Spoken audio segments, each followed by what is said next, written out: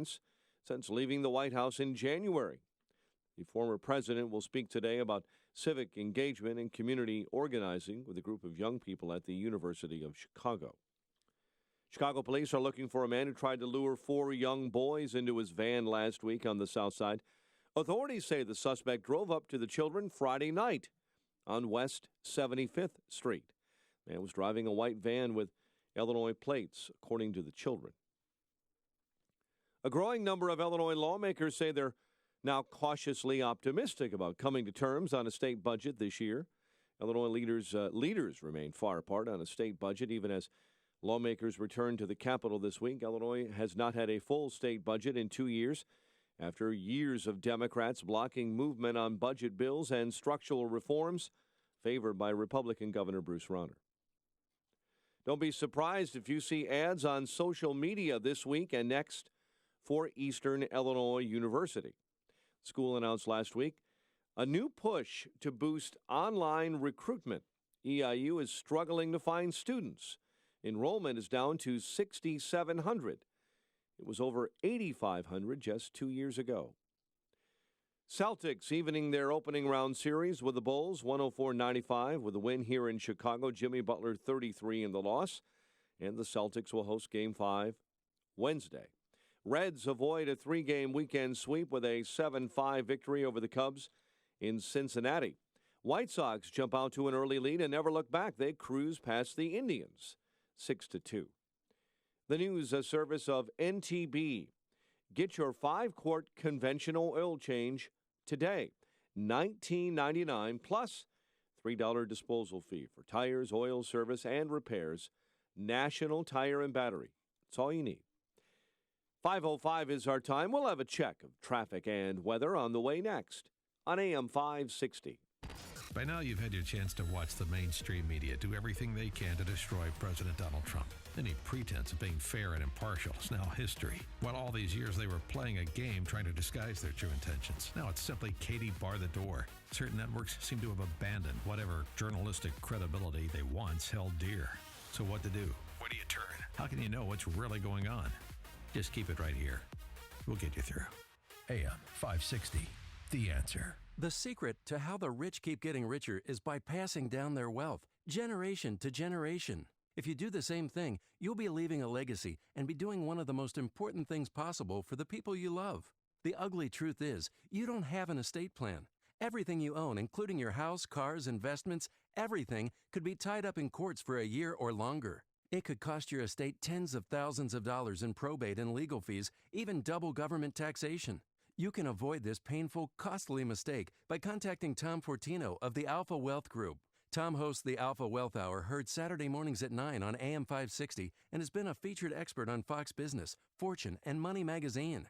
Right now, Alpha Wealth Group is offering you a free estate planning kit if you call 630-873-6326. That's 630-873-6326. 630-873-6326. Investment advisory services offered through Retirement Wealth Advisors, Inc.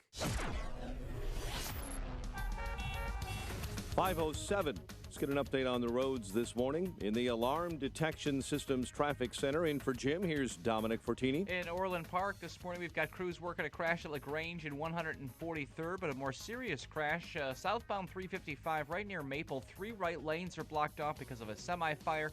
The exit ramp blocked at Maple and the semi off to the shoulder. That's going to be an early morning problem for sure. Inbound Kennedy at 20 minutes, O'Hare to downtown. 10 in from the Junction 8 and the inbound Express. You're also delay-free both directions of the Eisenhower. Stevenson a little bit slow northbound. Weber to Veterans Parkway as folks take a peek at that semi-fire. The Ryan, I-57, Bishop Ford, Lakeshore are all in good shape. Traffic's a service of Geico Chicago. Hey Chicago, Geico now has even more ways to save you money. Your local Geico agent is ready to deliver the personal service you need with the savings you love. Call 773-582-AUTO. That's 773-582-AUTO for your local Geico agent. Traffic answers when you need them the most. I'm Dominic Fortini on AM 560, The Answer. Chicago's Morning Answer starts next. Your official Chicagoland weather forecast from the aircomfort.com Weather Center. Here's our meteorologist, Kevin Snyder. Today, partly sunny, high 71. Tonight, partly cloudy, low 52. Tomorrow, periods of clouds and sun with a high 75. Little rain late at night, low 60. I'm Kevin Snyder on AM 560. The Answer. Currently 41 at O'Hare, 42 along Chicago's lakefront. Your next news update is at 5:30. Chicago's Morning Answer with Dan and Amy starts now on AM 560. The Answer. This hourly segment is brought to you by In the Know with Wealth Management Group, hosted by Craig Bolanos. Heard Sunday mornings at 10. This is Chicago's Morning Answer with Dan Proft and Amy Jacobson on AM 560. The Answer.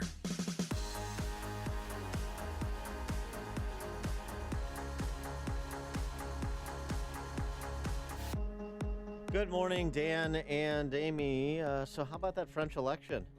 Are you going to do like a... Jean-Marie Le Pen. Are you going to do... I guess All that's day. my answer. You're going to do your Pepe Le Pew insult. No, I'm Insult not the insulting. I French. took French class for 4 years. Did you? I don't know why. You had to put your finger on your nose and bon, it had to vibrate. That's how you knew you had the proper French accent. All right, let's see. Je m'appelle Mitchell Jacobson. That's awful. What's that? Isn't My name is Amy Jacobson. Hi. Hi. You start with pleasantries, Dan. You say hello first. Let me just do a little test here, see how much Okay. you've retained. Please pronounce properly Yes. the first place finisher in the Okay. French presidential election. That's going to be Jean-Luc Mélenchon. No. Oh. Yeah, that was not the first place. That was the pronunciation, but it's not the first place finisher. The independent, Oh, yeah. the independent. This guy. You, See this guy? Macron. I said Macron. I thought you were saying the socialist Mélenchon. No, socialists didn't finish first. I know. Macron finished first. What's his first name? I don't know. I just It's a do last man- names. I call you Proft. I don't know. I have no idea what your first name I is. now do the whole name is Emmanuel Macron. Eh, Macron. What? Are you serious? There's no way that's French. That's how he was taunted on the playground. Yes, that's right. He speaks English too. That's why we like him. So Unlike myself, I do not speak English or French you're or Spanish. yes, you're well, we'll just Just be dispense nice. with this exercise. But here's the thing: a jarring result in the election. For the first time in generations, you had neither of the two major party candidates advance to the May 7th runoff. You have Marine Le Pen, who is the National Front, the quote-unquote far right, but she's really not. She's not far right. She's a populist that, as usual, the press corps being left themselves, they don't want to identify with people who have some views that they don't hold. But this is Jonah Goldberg's argument about liberal fascism. Fascism is a product of the left. It's totalitarian thinking. Le Pen has a lot of views that are left. They're not anything resembling conservative, at least as we define it, and frankly, even as Fillon. Did you see that? See what I did? That was nice. Fillon. Oh. The conservative candidate, the Republican Party candidate who lost didn't make the runoff, was finished tied for third with the socialists. And they're not anything resembling the viewpoints or policy agenda of even what constitutes a conservative in France. So I just want to make that clear, always the far right Le Pen. But it's Le Pen versus Macron, who's an independent. Yeah, and their runoff is May 7th. And I have audio of Macron, if you'd like to hear it, once he won. I hope he speaks French better than you. Here we go. Voilà. We did it. Mes chers compatriotes, Dear compatriots, today, Speaks Sunday, English the better. 23rd of April, the French people have expressed themselves. alors que notre pays traverse As the history of our country is passing through a terrible stage, terrorism, souffrance sociale, social suffering, ecological consequences, and it has replied in the best possible way by voting in mass. You like it? There's This 39-year-old businessman who's never been in politics before. It's, it's a new day in France. you know the story about Macron's wife? Oh, is she hot like Melania? Oh, did I go there? Yeah, I did. Okay. What's about? That's so sexist. I won't even respond to it. So offended. Debbie, we need to get Debbie Litwin on speed dial here. So here's the thing. Yes. If Anne Bancroft was still alive, may she rest in peace, Dustin Hoffman and Anne Bancroft would be the tandem I would select to reprise their roles in The Graduate. Oh. Because the Marcon story, Yeah. Emmanuel and Brigitte, Brigitte. is Take a look at a Brigitte. story of a young, nubile, 16-year-old drama student who was Hi, Mom. I'm looking at her picture now. he wasn't taken with his drama teacher. He said at the age of 16 that he would marry her. In 2007, She's 64 years old. she's 24 years his senior. In 2007, Oh my God. the couple she left her husband and 3 children to marry Marcon. She looks like his mother or possibly his grandmother. Love doesn't know age, Miss Jacobson. Oh, this is kind of gross. Now I really want Le Pen to win. Really? You flip. You're willing to go National Front just based on this I mean, love story. she's beautiful and she's aging well, but I mean, she's 64 That's what they say years about me. old. She's Yeah. not morbidly obese like you. No, that's the difference. But Right. but how about that Oh, story? he shared a classroom at a Catholic school with his daughter. Oh, so this is good. So he was in class with her daughter at the time, Yeah. who's the same age as Marcon. Well, it's Oh. interesting. There was a piece on him. There was a profile piece on him in the BBC, and one of somebody that's close to Marcon said he wants to give the idea. He wants to give the idea that if he was able to seduce a woman 24 years his senior and a mother of 3 children in a small provincial town, despite opprobrium and mockery, he can conquer France in the same way. Because he was a little reticent to be public about their relationship for a long time. I can't imagine why. And now that's changing, and it's obviously going to need to if he's to be the How? president of France, and he is, of course, likely to win the election, at least according to the polling at present. I had no idea about his sordid past. Isn't that Thank you so interesting? much for bringing that to my Isn't that attention. interesting? I figured you'd like that angle. Wow, it's the reverse of Trump because Trump and Melania are about 25-year different. Exactly. So if those two can work out, Right, I so- mean, these two can make it. It's just So- reverse. So It's- why? She's the sugar mama. Wow, I don't know. She's pretty. Yeah. Oh, you're coming around. Are you? Because your initial reaction, that you were going to vote for Le Pen just over this matter. Well, I found That's out. That's not very enlightened. No, it's not. I found out Le Pen wants to shut down all the mosques. I think that's a little aggressive, and she's embracing her endorsement though by Donald Trump. So that's refreshing. So we don't become the TMZ of France here. Getting back to the 2 candidates. Excuse me.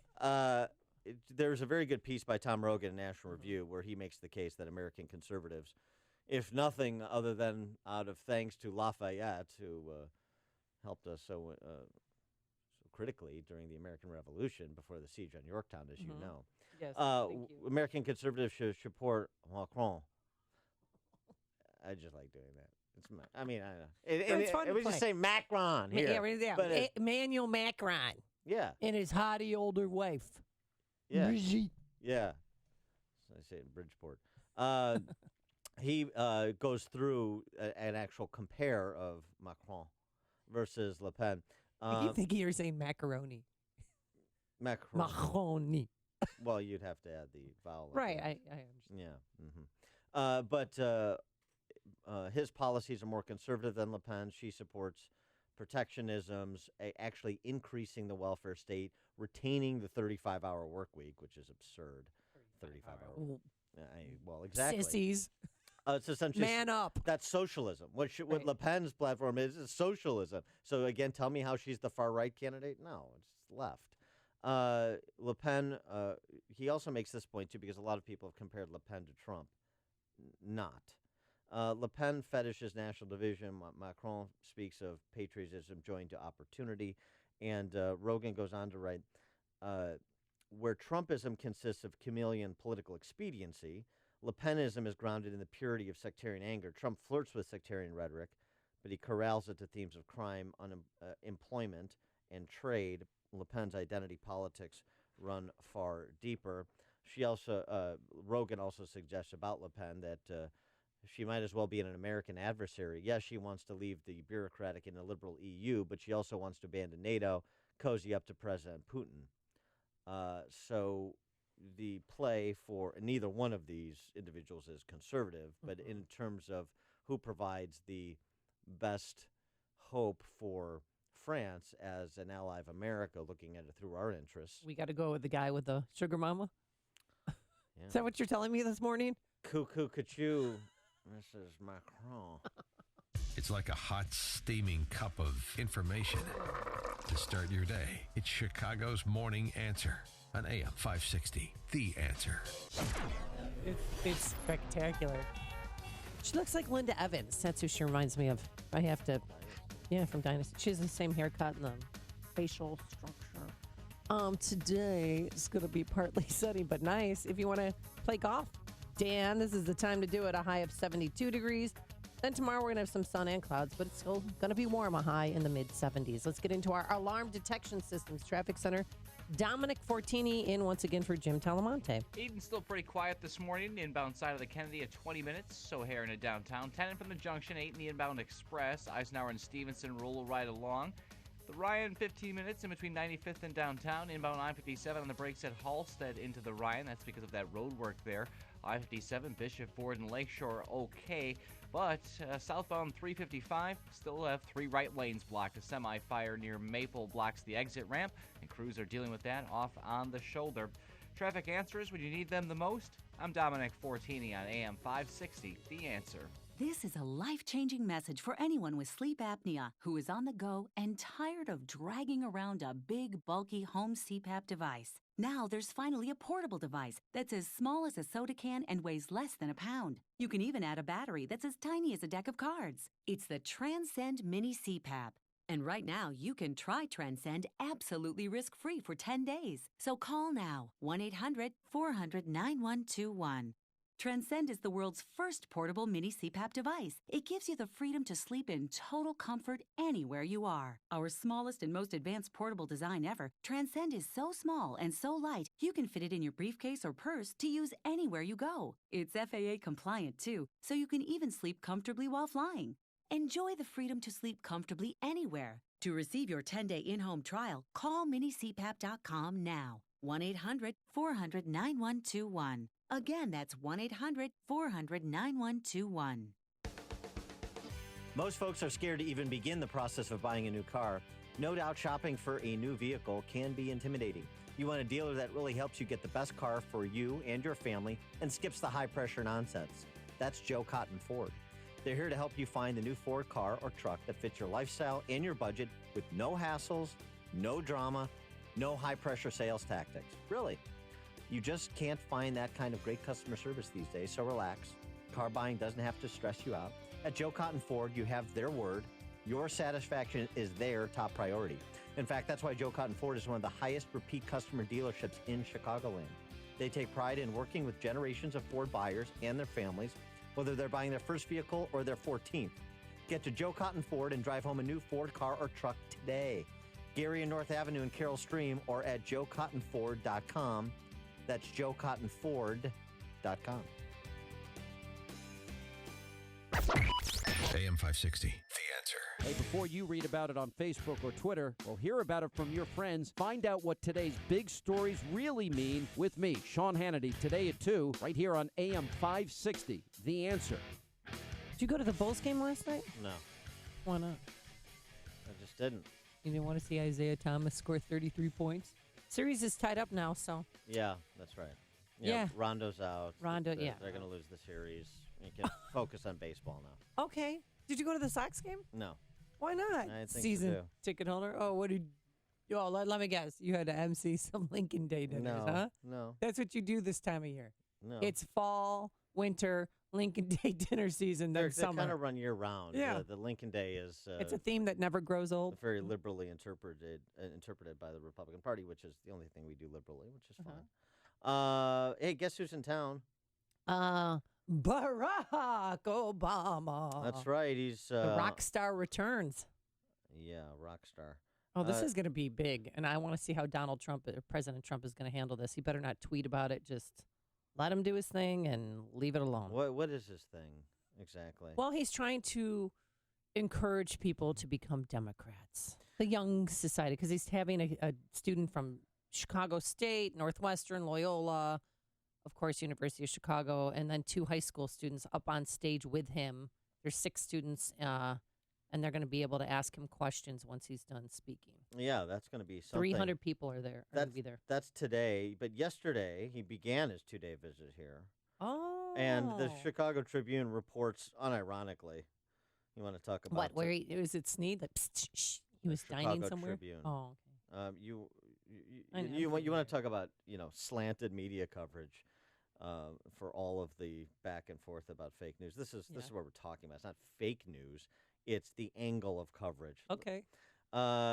He began Sunday meeting privately with at-risk youth, at-risk young men on the South Side, talk about gang violence, job skills, and employment. Meeting was with participants in a program created by Rahm Emanuel. Arnie Duncan. Oh, there you go. Okay. Mm-hmm. Then what did he do? And no, he wanted to sit down. Hey, this was off book, no press, because he just wanted to sit down and get real. And asked young men to share advice on how they think gang and gun violence can be reduced in Chicago. Now that he's not president of the United States, he's real interested in curbing gang violence in Chicago and violent crime in Chicago.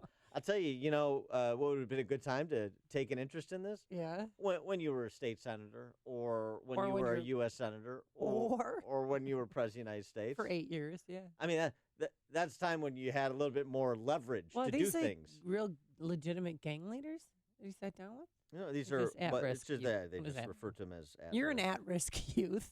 Well, not youth, but I am at risk. But this is an organization that Artie Duncan founded to, feign community engagement. Allegedly, that serves young people from the Roseland and Pullman neighborhoods, where Obama turned those neighborhoods around as a community organizer.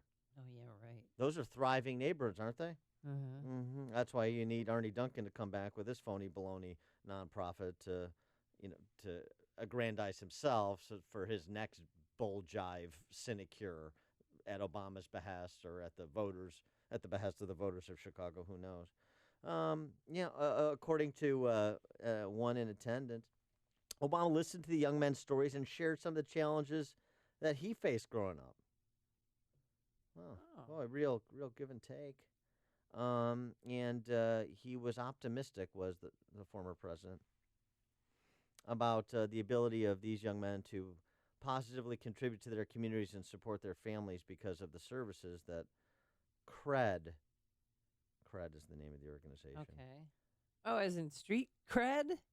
CRED, which stands for Create Real Economic Destiny. Oh, I didn't know it was an acronym. Yeah. Use me. Yeah, Create Real Economic Destiny. The acronyms say the cred whole with your thing. French accent. The acronym's the whole thing when it comes to these nonprofits, Right. particularly those that are done by political hacks like Arnie Duncan. The acronym is everything.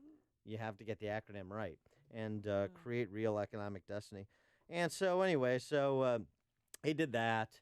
So he checked that box, and then he'll go over to the Institute for Political Skullduggery that's run at University of Chicago by his friend David Axelrod, professional liar, red diaper baby. And they'll have a little event there this morning. So it's good. Well, it's going to be interesting because it's going to be broadcast Oh, nationwide, around the world. Everyone's going to be listening. This is his first appearance since leaving office. Oh, my God. It's a big deal. Oh, it's huge. No, it's the biggest of deals. I think it's 312-642-5600. It's a big deal. And President Trump better just not respond. Just don't react, because one of those 6 kiddies, 4 from college, 2 from high school, are going to ask him questions about how do you feel the current administration is doing right now. What do you think the lasting impacts will be from his 2-day visit? Because this is a big deal, as you said. So the lasting impacts on matters that he is addressing, crime, economic opportunity. how are lives going to be changed from this visit over the next 2 days? Well, they're going to get more recruits to the Democratic Party. The young kiddies. Is this brainwashing, perhaps? Mm-hmm. Yeah. It's really going to be a great opportunity for the people attending, because it's. They're lucky. They felt like they won the lotto. Only 300 people in. Hey, this isn't about President Obama. No. How dare you even suggest that? He cares about the people. He's got to regenerate the base. This is selflessness. Like I haven't seen. He's not charging them. No, again. He could charge them because it's not about an exorbitant amount of money to speak today, but he's not. No, he's a giver. Hillary Clinton's the fluffer. She's warming up the crowd before he comes on. Mark in Des Plaines, you're on Chicago's Morning Answer. It's so obvious that he's all about the plantation. I mean, he's trying to, just keep that plantation going so the Democrats can retain power and blast these Democrats. They never do a good thing for anybody but themselves because they're so selfish, not selfless. I mean, give me a break.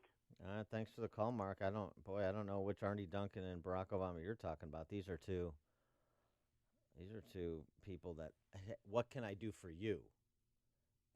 Don't put the spotlight on me. Mike in Bolingbrook. Yeah, I was going to say the same thing Amy mentioned, that as long as Trump lets other people do the talking for him, he better stay off Twitter. Yep. And another point I wanted to make was or what? Supposedly he met with someone, some gangs or some kind of anti-violence, and spoke with that's right. some of the kids and asked them. Yeah. Where did he hear that story? Absolutely ridiculous. I heard it this morning on the news. He was president for 8 years and barely addressed the violence in Chicago, and now he's going to come there and make a highlight of what he would have done if he was president. It's crazy. Amen to that, Mike. You're listening to Chicago's Morning Answer with Dan Proft and Amy Jacobson on AM 560. The Answer. LPS Corporation in Franklin Park is proud to support Food for the Poor and AM 560 The Answer. LPS Corporation sells and services meat processing equipment for supermarkets and packing houses throughout the Chicagoland area. They also offer a wide assortment of handcrafted, quality seasonings and marinades to add just the right flavor to your culinary creations. From grinding, stuffing, mixing, and slicing to flavoring meats and packaging meats, LPS Corporation does it all. They also have free training classes that teach you how to create delicious sausage, salami, lunch meats, and more using authentic Italian products and taught by technicians from Italy. LPS Corporation, food processing equipment, supplies, and service to help your supermarket or packing house run efficiently each and every day. For more info, call 847-451-2222 or visit them in Franklin Park at 2308 17th Street. Choose LPS Corporation for meat processing equipment, supplies, and service. Spring is here. The birds, the bees, and seasonal allergies. The last thing you need is a pillow you're allergic to. And yes, MyPillow is hypoallergenic. A good night's sleep is so important to our health. For April, you'll receive the 50% discount on a MyPillow 4-pack. That's 2 premium MyPillows and 2 Go Anywhere MyPillows. With MyPillow, you can move the patented fill to give you the exact support you need, regardless of sleep position. You'll get into deep sleep faster and stay there longer. No waking up to a stiff neck or headache. Our good friend Mike Lindell manufactures them in the good old USA. What's great is you can wash and dry your MyPillow, and of course, you'll get the 10-year warranty with a 60-day money-back guarantee. Get 50% off the 4-pack by calling 800-489-0201 and use the promo code AMY. Or visit MyPillow.com. That's 800-489-0201, promo code AMY. AM 560, The Answer. Hey, Emmanuel Macron's wife has 7 grandchildren. Yeah. Wow. Coming up at 5:38. Just going to leave that hang. Yes. What did you do to increase the peace on Earth for Earth Day? Oh, I marched for science. Yay. Tomorrow we're having a march for math. Let's go into the newsroom now and get the latest on what's going on here at home and around the world. Here's Mike Scott. Amy and Dan, 40 degrees, and the Wheaton College community this morning is meeting together in mourning over a student killed over the weekend volunteering during a home track meet. Services were held last night on campus remembering Ethan Roser. The 19-year-old Cincinnati resident was studying to be a pastor. Congress is back on the clock today as lawmakers return from their 2-week spring break. Federal government runs out of money at week's end. A government shutdown would have a destabilizing impact on world and global affairs, according to Florida Senator Marco Rubio. Is it acceptable? Can we live in a world where Kim Jong-un possesses not just nuclear weapons, but the ability to deliver those weapons against the continental United States? Can we live in a world like that? Rubio also told CBS's Face the Nation a fight over a border wall is a fight worth having. House Democratic leader Nancy Pelosi says her party will not negotiate over the border wall. The wall is, in my view, immoral, expensive, unwise. Also this morning, Defense Secretary Jim Mattis is in Afghanistan, meeting with Afghan troops and officials. There are reports that North Korea is holding a U.S. citizen, the third detained by that country's authoritarian government. President Trump will host a rare meeting of members of the UN Security Council later today. Tensions with North Korea, the top topic. An American war monitor in the Ukraine is dead, a member of the Organization for Security and Cooperation in Europe, part of a watchdog monitoring the eastern Ukraine. Another weekend, another bout of violence in some Chicago neighborhoods. As of late last night, 7 were killed, 31 others shot and wounded over the weekend. Fans of Frank Lloyd Wright getting the chance to celebrate 150 years after his birth by walking through some of the most famous buildings he designed in and around Chicago. It happens June 8. You'll be able to tour the Frank Lloyd Wright home and studio in Oak Park, the Robbie House on Chicago's south side, and the Emil Bach House on the far north end of Chicago. Tours are free, offered on a first-come, first-served basis, but you need to plan ahead. Celtics evening the opening round set with the Bulls, 104-95 in Chicago. Reds avoid a 3-game sweep. They get a 7-5 Sunday win over the Cubs. White Sox and Derek Holland, winners over the Indians, 6-2. The news, a service of Staples. HP Savings Month at Staples means big savings on great HP products all month long. Now, get up to $100 off an HP Office Jet Pro printer. Lightning fast, 2-sided printing saves you money. Ends 4/29. Restrictions apply. See staples.com/HP month.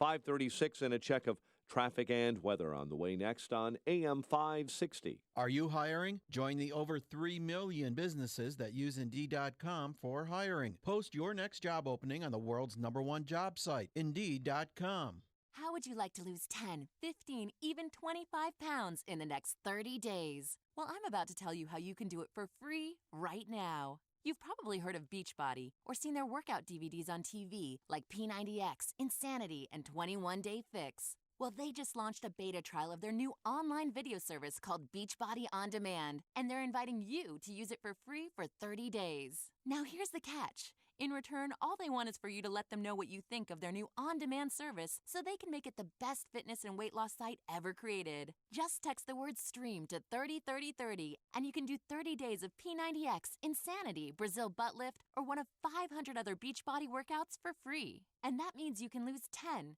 20, even 30 pounds without paying a dime. Just text STREAM to 303030. That's STREAM to 303030 to get started for free right now. Message and data rates may apply. Membership fees apply after 30-day free trial. Cancel anytime. Are you buying or selling a business or starting a business? Maybe you have legal problems with a business partner or employees, or are just drowning in new regulations. You need the support of a law firm that concentrates in a wide range of business law and tax matters. You need the corporate team at Kelleher & Buckley. Whether you're a local mom and pop shop, middle market business, or a large corporation or franchise, they provide cost-effective legal solutions to help your businesses thrive. The lawyers of Kelleher & Buckley focus on targeted legal advice tailored to meet the specific needs of your business. You deserve competent legal representation from a law firm maintaining a high level of knowledge about the ever-changing laws governing businesses, one that also includes accountants and tax specialists on board to provide your business bottom-line solutions. Kelleher & Buckley, LLC of North Barrington and Chicago is a legal solution provider that also includes estate planning, asset protection, life insurance planning, and litigation. Keep your business on track. Call 847-382-9130 or online at KelleherBuckley.com. 5:38 and a check of the roads in the Alarm Detection Systems Traffic Center. In for Jim, here's Dominic. Looks like most of our roadways getting off to a decent start. Edens and Kennedy remain quiet. 20 minutes on the inbound Kennedy O'Hare to downtown. 10 in from the junction. 8 in the inbound Express. Eisenhower incident-free. 29 minutes from Thorndale in. Stevenson filling up right around Cicero, then near State on the Lakeshore. 37 minutes from 355 into the drive. 27 in from the Tri-State. Inbound Ryan slowing up at 31st, 19 minutes, 95th into downtown. Inbound I-57 on the brakes near 107th, with the inbound side of the Bishop Ford tightening near 111th.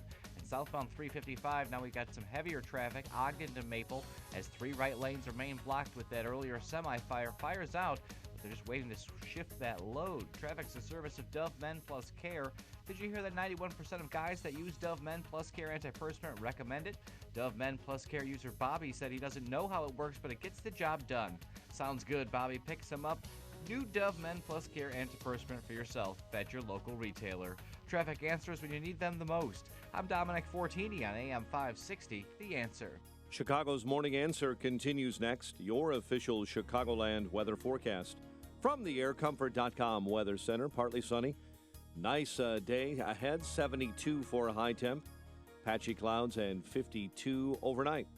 Currently 40 at O'Hare. Next news coming up at 6. And Chicago's Morning Answer with Dan and Amy continues next on AM 560, The Answer. This hourly segment is brought to you by the Ayn Rand Institute and the Yaron Brook Show. Heard Saturday afternoons at 4 here on AM 560, The Answer. If you're talking about it, I'll be talking about it. Dennis Prager here. Join me this morning at 11, right here on AM 560, The Answer. Good morning, Dan and Amy. So will she or won't she? Will Ann Coulter speak at Berkeley or not? The university has reversed itself. Oh, that's nice. She was uninvited. Now she's re-invited of sorts. Yet she has to speak behind plexiglass or something? Well, the Berkeley College Republicans who invited her sent letters on Friday to the vice chancellor and the school's chief attorney, essentially a demand letter that if Coulter is not allowed to give a speech on campus on April 27th, which would be, Thursday? Thursday, yeah. I love when you do the math. I mean, it's so hot. Thank you. The college Republicans will file a lawsuit in federal court claiming that the university is violating the students' constitutional right to free speech. The young woman representing Berkeley College Republicans said it's a sad day indeed when the birthplace of the free speech movement is morphing before our eyes into the cemetery of free speech on college campuses. And you know who agrees with that? An unlikely ally. Bill Maher, who said this in his insufferable show over the weekend. Berkeley, used to be the cradle of free speech, and now it's just the cradle for babies. And I feel like, this goes on all over the country on campuses. They invite someone to speak who's not exactly what liberals want to hear, and they want to shut her down. I feel like this is the liberals' version of book burning. Yeah. You know what? I never in my life thought I'd agree with Bill Maher. Yeah. But he's spot on there. The liberals' version of book burning. I like how from the cradle of free speech to just the cradle. I mean, we've had Ann Coulter. We've done events with Ann Coulter. I know I have in the past, and what she says isn't so shocking, or I mean, she is who she is. It's not about. I don't even know if she's a conservative voice. If you describe that, she's her own character, her own person, and the reason not letting her speak is such a joke. It's not about Ann Coulter, though. It's about anybody who does not comport with leftist orthodoxy, and I mean left. So this is Condi Rice being uninvited from Rutgers. This is Ayan Hirsi Ali being uninvited from Brandeis. This is Charles Murray being shouted down and a professor being physically injured at Middlebury. This is Heather McDonald being shouted down at Claremont McKenna. This is everywhere. And it doesn't matter how reasonable you are. It doesn't matter your quality of scholarship. If you are not tethered to hard left identity politics, intersectionality, postmodernism nonsense, then you're going to be shouted down by these sentimental barbarians that the adults on college campuses have turned the keys over to. That's the reality. Now, that's not to say there's no free expression on the campus at Berkeley, because there has been recent graffiti, vandalism on campus signs and poles at Berkeley. Let me guess, somebody wrote Trump? No, it's quite the opposite. This is targeting Berkeley College Republicans. A housing sign and a pole by an area on campus that includes the message, "Kill BCR, behead the BCRs, lynch the BCRs." Oh, gosh. Recently, the college Republicans at Berkeley had their contact list stolen and signs destroyed. Members of the college Republicans' contact list have also been sent harassing emails by anonymous senders. Lynch the Berkeley College Republicans. Behead the Berkeley College Republicans. That's the expression that is not only tolerated on college campuses, it's celebrated. And you've got the sissified adults on the campus who, frankly, the part of the problem is this is just the natural outgrowth of the 60s and the 70s, which really started to bloom in the 80s. And this is the track we've been on since the 60s radicals who are now in charge of these college campuses, the SDSers who are now your chancellors and university presidents, and certainly your professors. There was a statement made by the president of the university, the chancellor, Nicholas Dirks at Berkeley, who said that police have, quote, very specific intelligence regarding threats that could pose a grave danger to the speaker, her audience, and protesters if the event goes ahead on Thursday. This was the predicate for the chancellor at Berkeley uninviting Coulter. Coulter's responded by saying this is just a smokescreen trying to suppress an alternative viewpoint on campus. And, I'm ready to appear at Berkeley. So as much as the good chancellor is concerned about my physical safety, I'll go ahead and risk it. So we'll see how that comes. We'll see how that comes off this week. Remember what happened when Milo went there? I mean, well, right. I mean, literally rioting. They were trying to break down the walls to get to him. To do what to him? I don't know, but it looked a little violent to me. So I don't know if they're trying to kill him, but they're trying to protect Ann Coulter. But I mean, please, it's gonna be okay. You little babies. This is. If you don't want to hear her, then don't go and listen to her speak. It's real simple. Just stay away. Stephen Chapman, writing in the Chicago Tribune, self-styled libertarian who endorsed Obama, so you work the logic there. But he does write on this topic: for any school to impede speakers because critics might protest violently is to give critics control of who may speak. That's why UC Berkeley's handling of Coulter is so dangerous. At the moment, it's rewarding thugs for being thuggish and thus encouraging more thuggery. It threatens to make the school a hostage to bullies instead of a place where ideas may be heard and answered without fear. But that's not the point. By the way, you're hearing now from a few more voices on the left, Robert Reich, that the diminutive former Clinton labor secretary, that is, weighing in, saying, look, if campuses aren't incubators of free speech, arenas for the free exchange of ideas, then they're just playpens. Well, they are. They're playpens, but a lot of sharp elbows in those playpens. And it's not like the administrators don't get this. This is the point. They're part of it. They're part of it. Oh, where's the university president? Where's the vice chancellor? Where are the department heads to weigh in on this? Oh, no, they're weighing in. They're very well aware of what's happening. They're part of it. If they're not cheerleading, then they're complicit out of cowardice. And frankly, we've gotten to the point now, this is because this is happening on virtually every college campus in the country, because, we've gone from our segment being Campus Watch to Campus Beat, and I mean beat. Now it's risen to the level of parody by The Simpsons. Uh-oh, really? Mr. Burns returns to his alma mater, Yale, and he wants to endow a chair. Well, I am here to offer you money. I'd like to endow a Department of Nuclear Plant Management. Wonderful. Of course, we can't do nuclear. Our students are highly entitled wusses. You'd be creating a space for violence to happen. How about funding a chair in the non-narrative cinema of self-identified pansexuals? What? We also need to hire more deans to decide which Halloween costumes are appropriate. 8 deans should do it.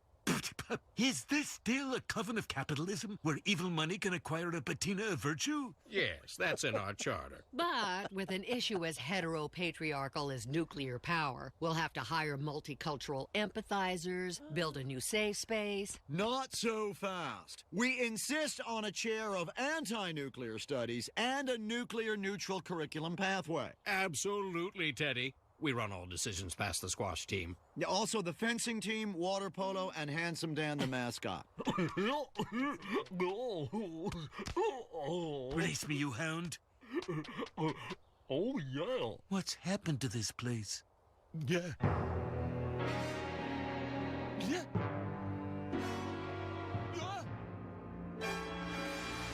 This was the home of ruthless media disruptor Samuel F.B. Morse. Who's his successor? That fellow? Fellow, that word is cisgender normative, okay? You're worse than Hitler! Too late for flattery. I'm not giving this school a dime. If you're talking about it, Dan and Amy are talking about it. It's Chicago's Morning Answer on AM 560. The Answer. That was good stuff. Hey, today, partly sunny, just a gorgeous day, a high of 72 degrees. Tonight, some patchy clouds, a low of 52. And tomorrow, you're going to have some sun and clouds, but a little bit warmer, a high of 75. Let's get into our Alarm Detection Systems Traffic Center. Here's Dominic Fortini in for Jim Telemonte. Kennedy inbound starting to tap the brakes off the O'Hare extension, then near Austin, but still 20 minutes O'Hare to downtown. 10 in from the junction, inbound Ike at 31 minutes, Thorndale into the post office. Minor delays getting thicker on the inbound Stevenson, 40 minutes from 355 into the drive, a half hour in from the Tri-State. Inbound Ryan, 22 minutes, 95th in, express lane slowing at 35th, locals at 31st. Inbound 957 tightens up 107th into the Ryan, and also some delays on the inbound Bishop Ford near the Stony Island feeder, but southbound 355 remains the trouble spot this morning because of an earlier semi-fire. 3 right lanes are blocked as you get to Maple, so is the exit ramp. That's tied up traffic back to Ogden. Traffic answers when you need them the most. I'm Dominic Fortini on AM 560, The Answer. Signature Bank is Chicago's fastest growing independently owned business bank. It's a bank where relationships still matter. Signature Bank knows your name and your story. I'm Dan Proft, and I know this because Signature Bank is my business bank. I'm Bob Aument, a founding partner of the law firm of Dassman and Aument and longtime personal customer of Signature Bank. Our firm recently left one of the larger banks to bank with Signature Bank, and it's been a refreshing change. With Signature Bank, we've been able to tailor banking solutions that fit the specific needs of our firm. Beyond that, Signature Bank is responsive, efficient, and timely in meeting those needs. If I have a request, I pick up the phone and talk to Mick O'Rourke, not someone at a phone bank thousands of miles away. Dassman and Aument needed more than what the larger banks offer, and we found that with Signature Bank. Signature Bank is looking for their next success story. Learn more about turning your business vision into reality. Visit signature-bank.com. Signature Bank, helping local businesses succeed. Member FDIC, Equal Housing Lender. Here's microbiologist Dr. Kim O'Neill talking about balance of nature. Scientific research has shown that many cancers and lifestyle diseases can be prevented with a diet rich in fruits and vegetables. This prevention comes from the phytochemicals in the plants. They fight against oxidants that damage the cell's DNA, causing mutations that lead to disease. I don't take any supplementation, but I take Balance of Nature because I've seen it in my lab. I've seen the immune response increase. I've seen your DNA repair capacity increase, and I've seen DNA protection, and I know that it works. Take Dr. Howard's Health Challenge and find out how to get 2 free sets of fruits and veggies. We'll even ship them to you free. Call now for details. Call 1-800-2468-751. That's 1-800-2468-751. Or go online to balanceofnature.com. Use promo code Chicago. This is Dan Proft with 60 Seconds of Sanity, sponsored by Upstream-Ideas.com. In the pantheon of civil disobedience, we have Tank Man in Tiananmen Square, Rosa Parks on a bus in Montgomery, and Dr. David Dow on a United Airlines flight screeching like a teenage girl after security took him up on his taunting. Inclusion of Dow's name with the other two would be a joke if people weren't actually doing it. In his best Matt Lockean dialect, Dow's oleaginous personal injury attorney, Tom Demetrio, canonized Dow as the patron saint of airlines, declaring, quote, he's the guy to stand up for passengers going forward, unquote. We're finally free of commercial airline totalitarianism thanks to a half-lucid quack who didn't think random selection applied to him. Of course, United could have handled the matter better, and yes, seat arrangements should have been figured at the gate, but this necessitates congressional hearings. The only thing more absurd than that is Dow contending his United experience was more harrowing than escaping Vietnam in '75 before the fall of Saigon. And the only thing more absurd than that is listening to Lionel Hutz Demetrio moralize about corporate America. In a better America, the whole incident would be received by the public like a Jerky Boys prank call. In bedwetting America, David Dow is a hero. If you have pain, listen up. Dennis Prager here. You don't need to live in pain. Let me repeat that. You don't have to live in pain. Chronic pain is the worst, whether it's from an accident or pain that just develops. So, Chicagoland, you're in luck. Dr. Ken Candido is one of the nation's most respected and successful pain doctors. He's been voted one of Chicago's best pain doctors several times. Bottom line, he's the pain doctor you need. Dr. Candido of Chicago Anesthesia and Pain Specialists will help you get off pain medication and all of its side effects. How? By finding the source of your chronic pain and fixing it. This is Ken Candido of Chicago Anesthesia Pain Specialists. Let's make you pain-free. Call Dr. Ken Candido and make an appointment with a cutting-edge, respected, and successful pain physician. Go to mypainchicago.com. That's mypainchicago.com. Thousands have been helped with their chronic pain, and you can be the next one. Get the phone number and all the info you need at mypainchicago.com.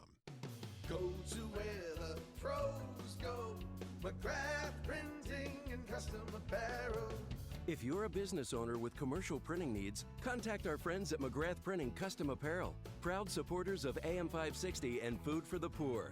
McGrath takes care of all print and apparel needs for companies of all sizes. Chicago's biggest names in manufacturing, pharmaceutical, and medical choose McGrath Printing year after year for truly unmatched customer service and reliability. Mention AM 560 and receive 20% off your first order. That's right, 20% off by mentioning AM 560.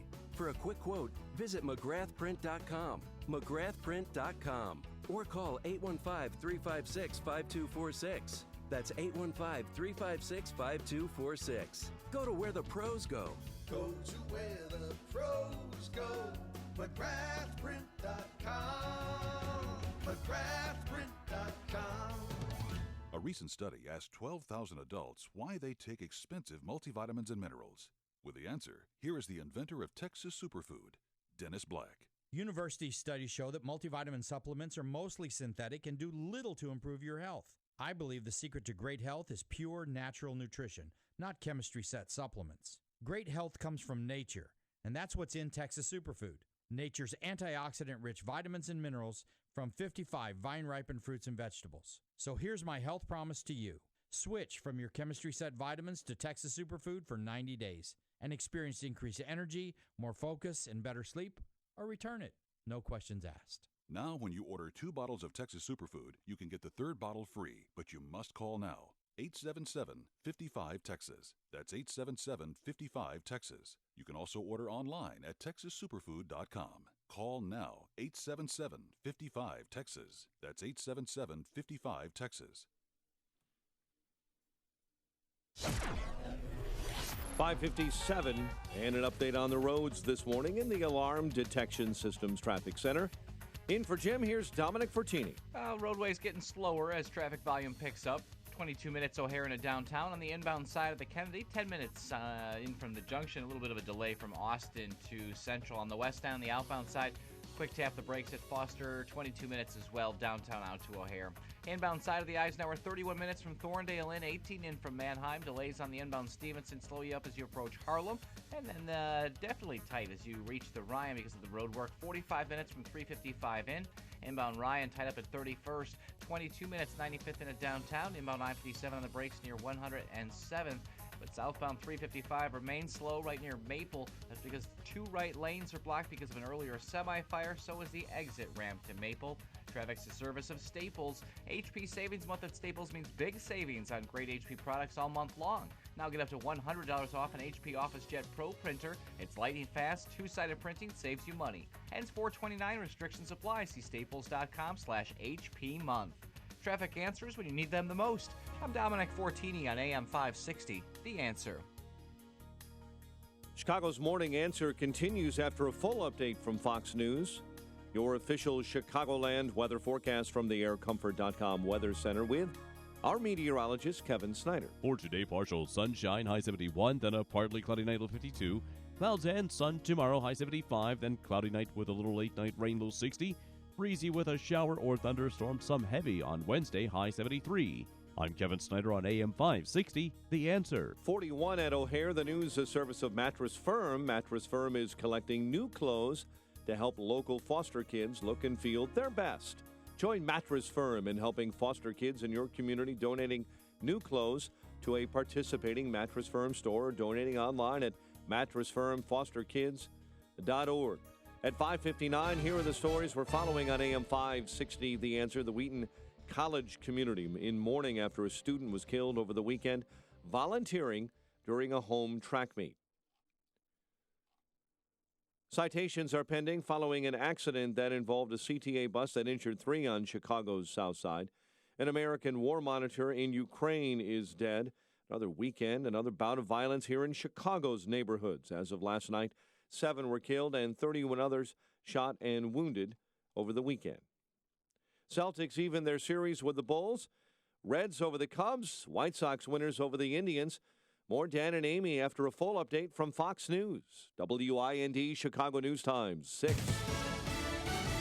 Fox News Radio. I'm Dave Anthony. Here we go again. Congress returns from break, and there's talk of a possible government shutdown if there's no new spending bill by Friday, as the Trump administration still holds out hope the stalled bill to replace Obamacare could finally get a vote, too. We don't think there's any structural reason that the House and the Senate cannot do both things in a week. White House Budget Director Mick Mulvaney. The Trump administration wants funding for the border wall in Congress's budget plan, but Democrats might try to block that. House Minority Leader Nancy Pelosi tells NBC. The wall is, in my view, immoral, expensive, unwise. President Trump still dealing with the North Korean threat. Fox's Rachel Sutherland live in Washington. Davis, North Korea shows signs of getting ready for another missile test. The president's been on the phone with the leaders of China and Japan.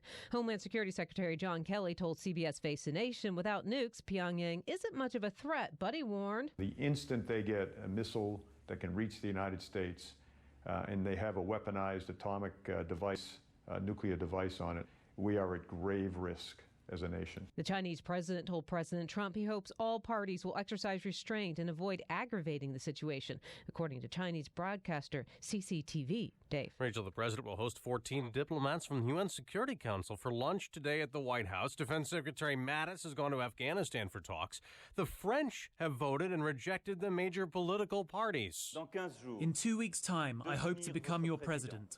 Political newcomer and centrist Emmanuel Macron will face Marine Le Pen, a far-right nationalist, in a runoff next month, and this Frenchman supports her. I think we have to come back to common sense, and hopefully that's what she will bring to government. Symbols of history will soon be history in New Orleans. Those are workers early this morning taking down a Confederate memorial, the first of 4 Confederate monuments that will be removed. Critics call them offensive, representing racism. Supporters call them heritage. Fox News Radio, fair and balanced. There's been a lot of talk recently about fake news, and it's gotten a lot harder to know who in the media you can trust. Too often, reading just the headlines can be misleading. You need to turn to a place that you can trust, a place that gives you more than just the headlines, and more than just the mainstream media spin. What you need are answers. That's why we're here. Get the latest news. Find out what it means and why it's important to you. Real news, real answers. Join us on AM 560, The Answer. A good parking lot is essential to a good building and a good business. This is Kevin Berquist. My company is SKC Construction, home of GreatParkingLots.com. Great parking lots. The name says it all. We make your parking lot great. We are an industry leader in seal coating. You can trust our company to do the work for your company. We have the same traditional values as you. We use a process and application that makes sure you get a great job that lasts a long time. I guarantee you'll have a good experience. go to our website, greatparkinglots.com.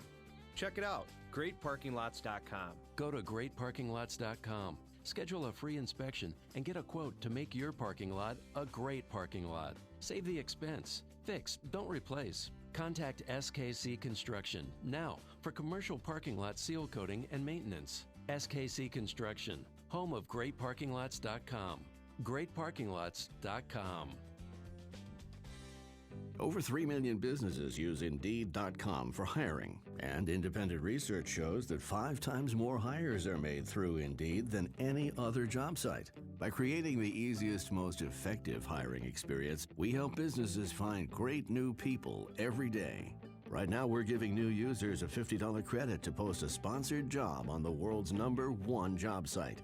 Claim your $50 credit at Indeed.com/credit.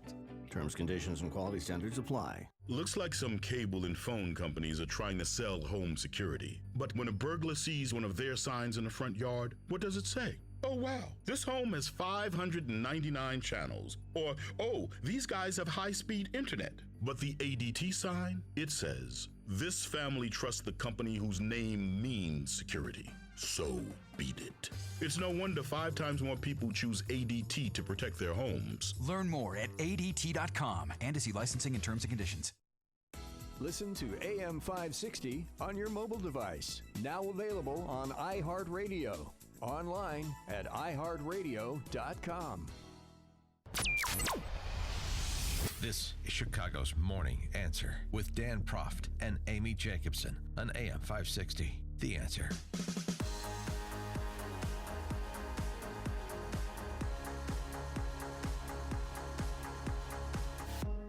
Good morning, Dan and Amy. The greatest flyers fly American Airlines, unless you have a stroller.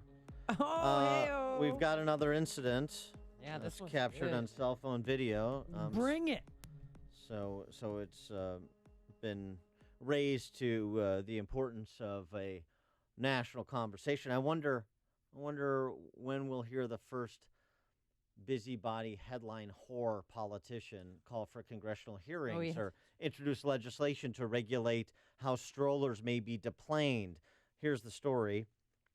A woman boards a flight from San Fran to Dallas-Fort Worth, and she's got 2 kids in tow and a backpack, and she's pulling a stroller that does not fit in the overhead compartment. Right, but okay, normally you check the stroller before you get on the plane, but that didn't happen. 'Cause Right. They let her bring it on the plane, which is odd as somebody who traveled with a stroller for 5 years. Okay, so and 2 kids. So that happened, and so then a male flight attendant essentially talks to the woman and says, you can't. The stroller's not going to fit, so I need to take this from you.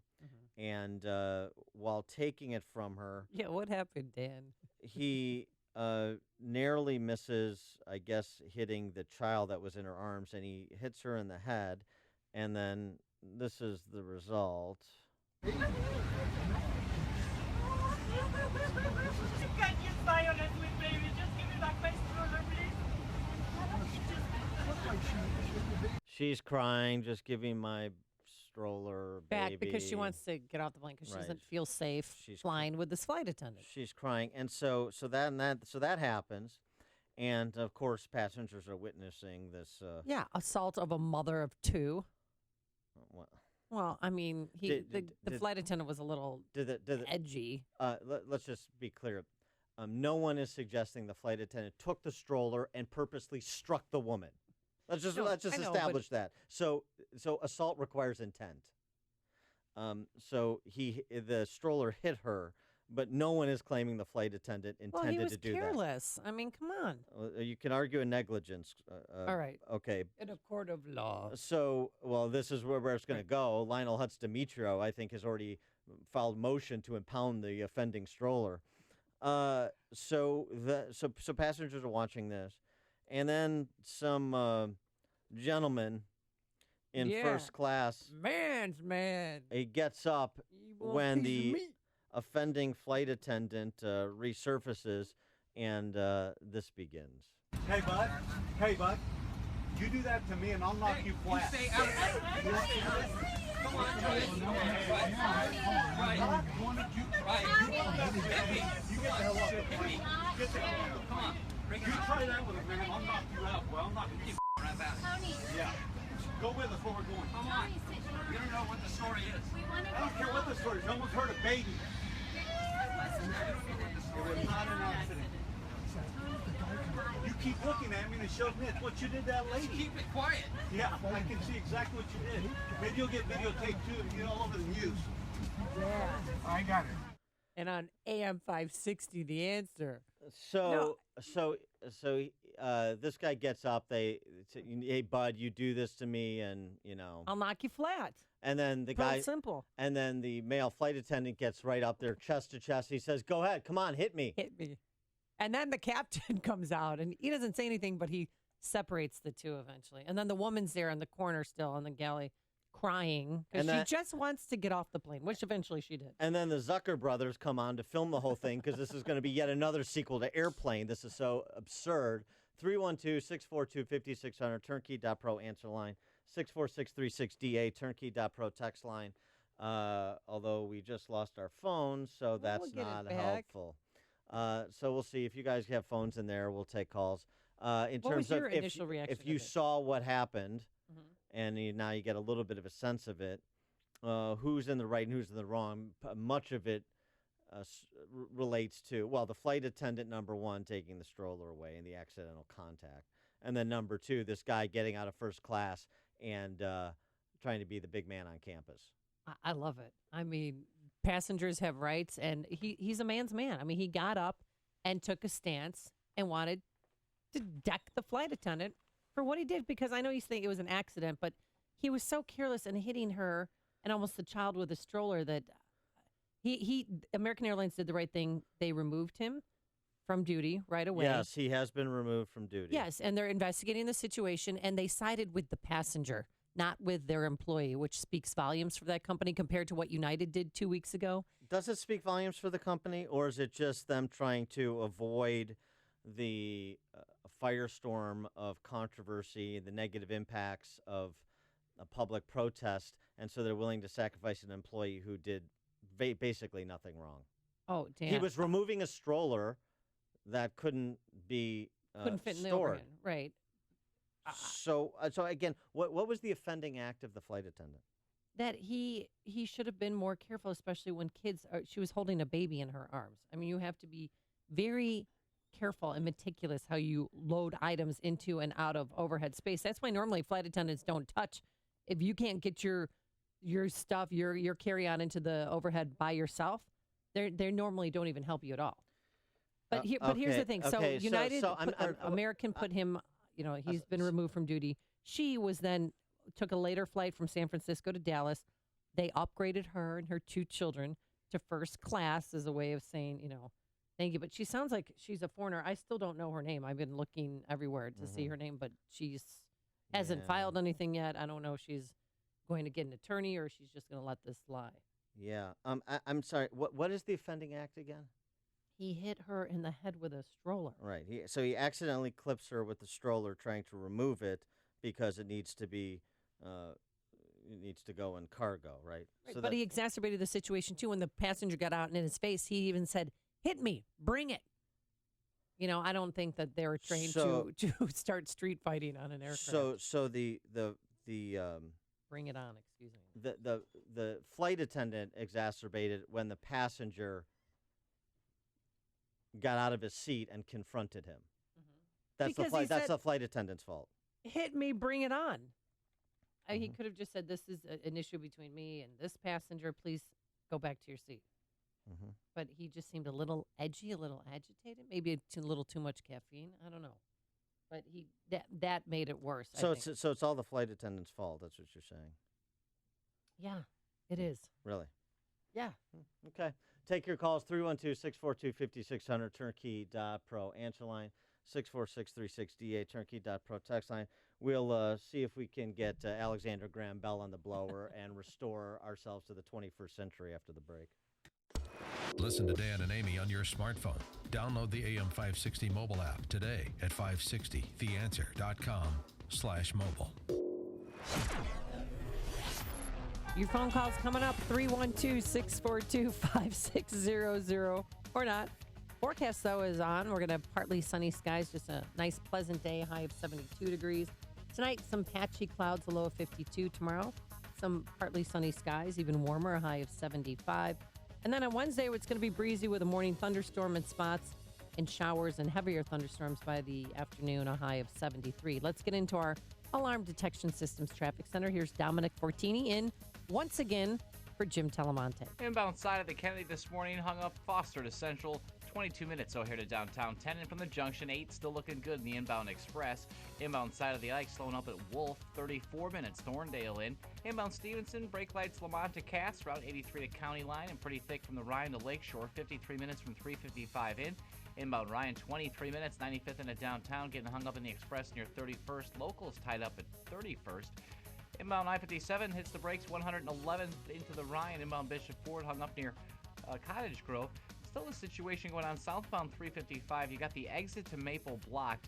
Crews have wrapped up with that earlier semi-fire, though, as they continue to clean up that exit ramp, tied up back to 88 already. Traffic answers when you need them the most. I'm Dominic Fortini on AM 560, The Answer. The good news? Our business is growing. The bad news? We have to hire again. The searching.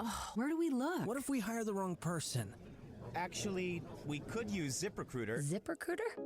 ZipRecruiter makes hiring fast and easy. With one click, our job would be posted to 100 leading job sites. But are the candidates any good? You bet. As soon as we post our job, ZipRecruiter starts identifying the best matches and notifies them to apply, all within minutes. Well,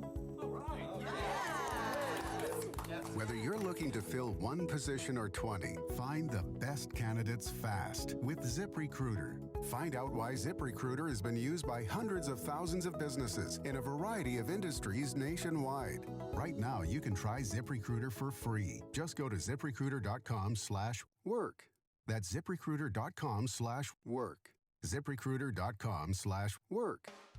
If you did not purchase health insurance coverage during the 2017 open enrollment, I can help you purchase a PPO health insurance plan at any time during the year.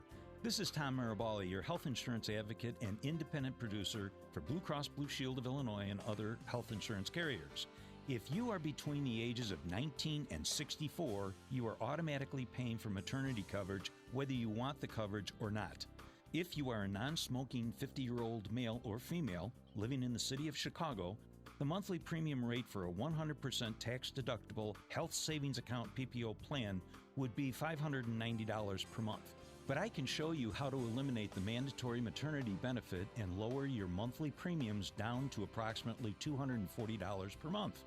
To see if you qualify or for more information, call me, Tom Marabali, at 630-863-3477. That's 630-863-3477. AM 560, The Answer. Chicago's Morning Answer with Dan and Amy continues now. And make sure to stay tuned to catch me, Mike Gallagher, coming up at 9, only on AM 560, The Answer. Dan and Amy were talking about that American Airlines flight and the incident involving the flight attendant and a woman with an oversized stroller that had to be checked, and then a guy in first class who gets up and confronts the flight attendant because the flight attendant accidentally hit the woman with the stroller while he's trying to remove the stroller to check it into... And narrowly missed the baby. Yeah. The babe. Right. Yeah. What about the children? But by the way, I can't pull this up because we're in the dark ages over here. We're still experimenting with digitization. I think the people here think it's a fad, so we don't know. But here's the deal. It's only been happening for 7 years. Here's the deal. There was a woman who was on the plane who witnessed the whole thing from the get-go, and she had to say about this that the woman with the stroller was non-compliant with the flight attendant, was mouthy with the flight attendant, was unreasonable with the flight attendant, and that necessitated the flight attendant perhaps getting more aggressive than he otherwise would have needed to get had the woman complied and turned over the stroller. She was upset that she couldn't bring the stroller on or something like this. And then the bottom line is she wasn't complying with the flight attendant's first offering to say, that's not going to fit. This needs to be checked. Right. And normally any of us who've traveled with strollers, you can never get on a plane with a stroller to begin with. They always check it when you check in at the gate or, on the ramp before you get into the plane. That's what's so strange. When I heard this story, I thought, how did she even get there in the first place? One of the things the flight attendant said to that goon in first class that tried to make a show, because he is a goon. Man's a man. Yeah. I'm going to take this to the streets. I would have got up and I would have grabbed him by the collar and I would have put him right back in his seat. You don't know what you're talking about. And that's what the flight attendant said. And I can understand why that flight attendant got upset and responded when hey, guy, if you try that with me, try what with you? I'm doing my job. Sit down. Oh, you want to come at me? Then come at me, tough guy. That guy's no hero. He's a virtue signaling goof. That's what he is. But and excuse me, conflict resolution. They are trained for that. So for him to say, "Bring it on, hit me." Yeah. So he's doing his job, and he's the whole milieu with he and his other colleagues, with the other flight attendants, as you said, the captain comes out of the cockpit. So he's dealing with that, and then this guy gets out of his seat. This guy's yelling at him. He gets out of his seat. No, he should sit him back down. It's none of your business. Stay out of it. You don't know the full story.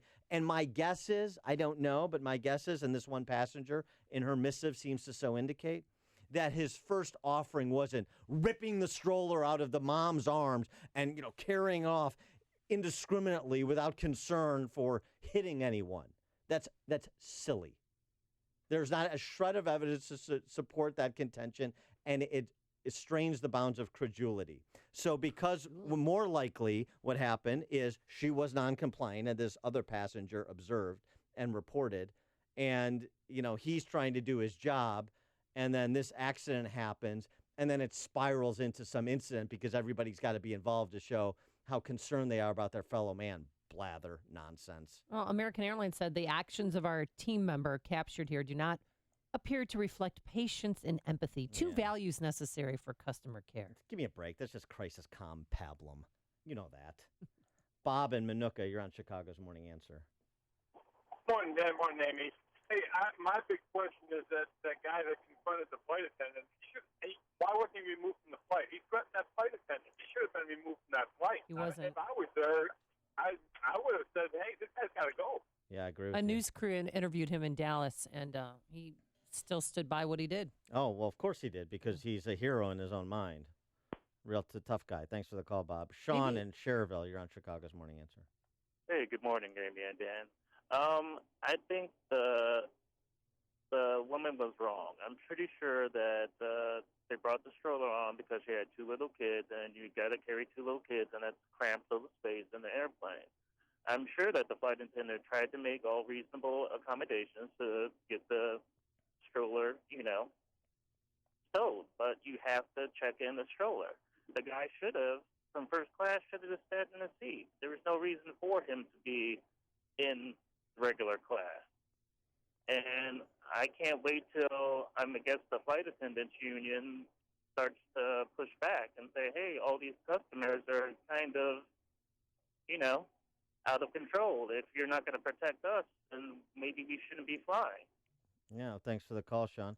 Yeah, but the woman's visibly distraught. I mean, she just wants to get her stroller back and get off the plane. And eventually she did. Yeah, okay, so?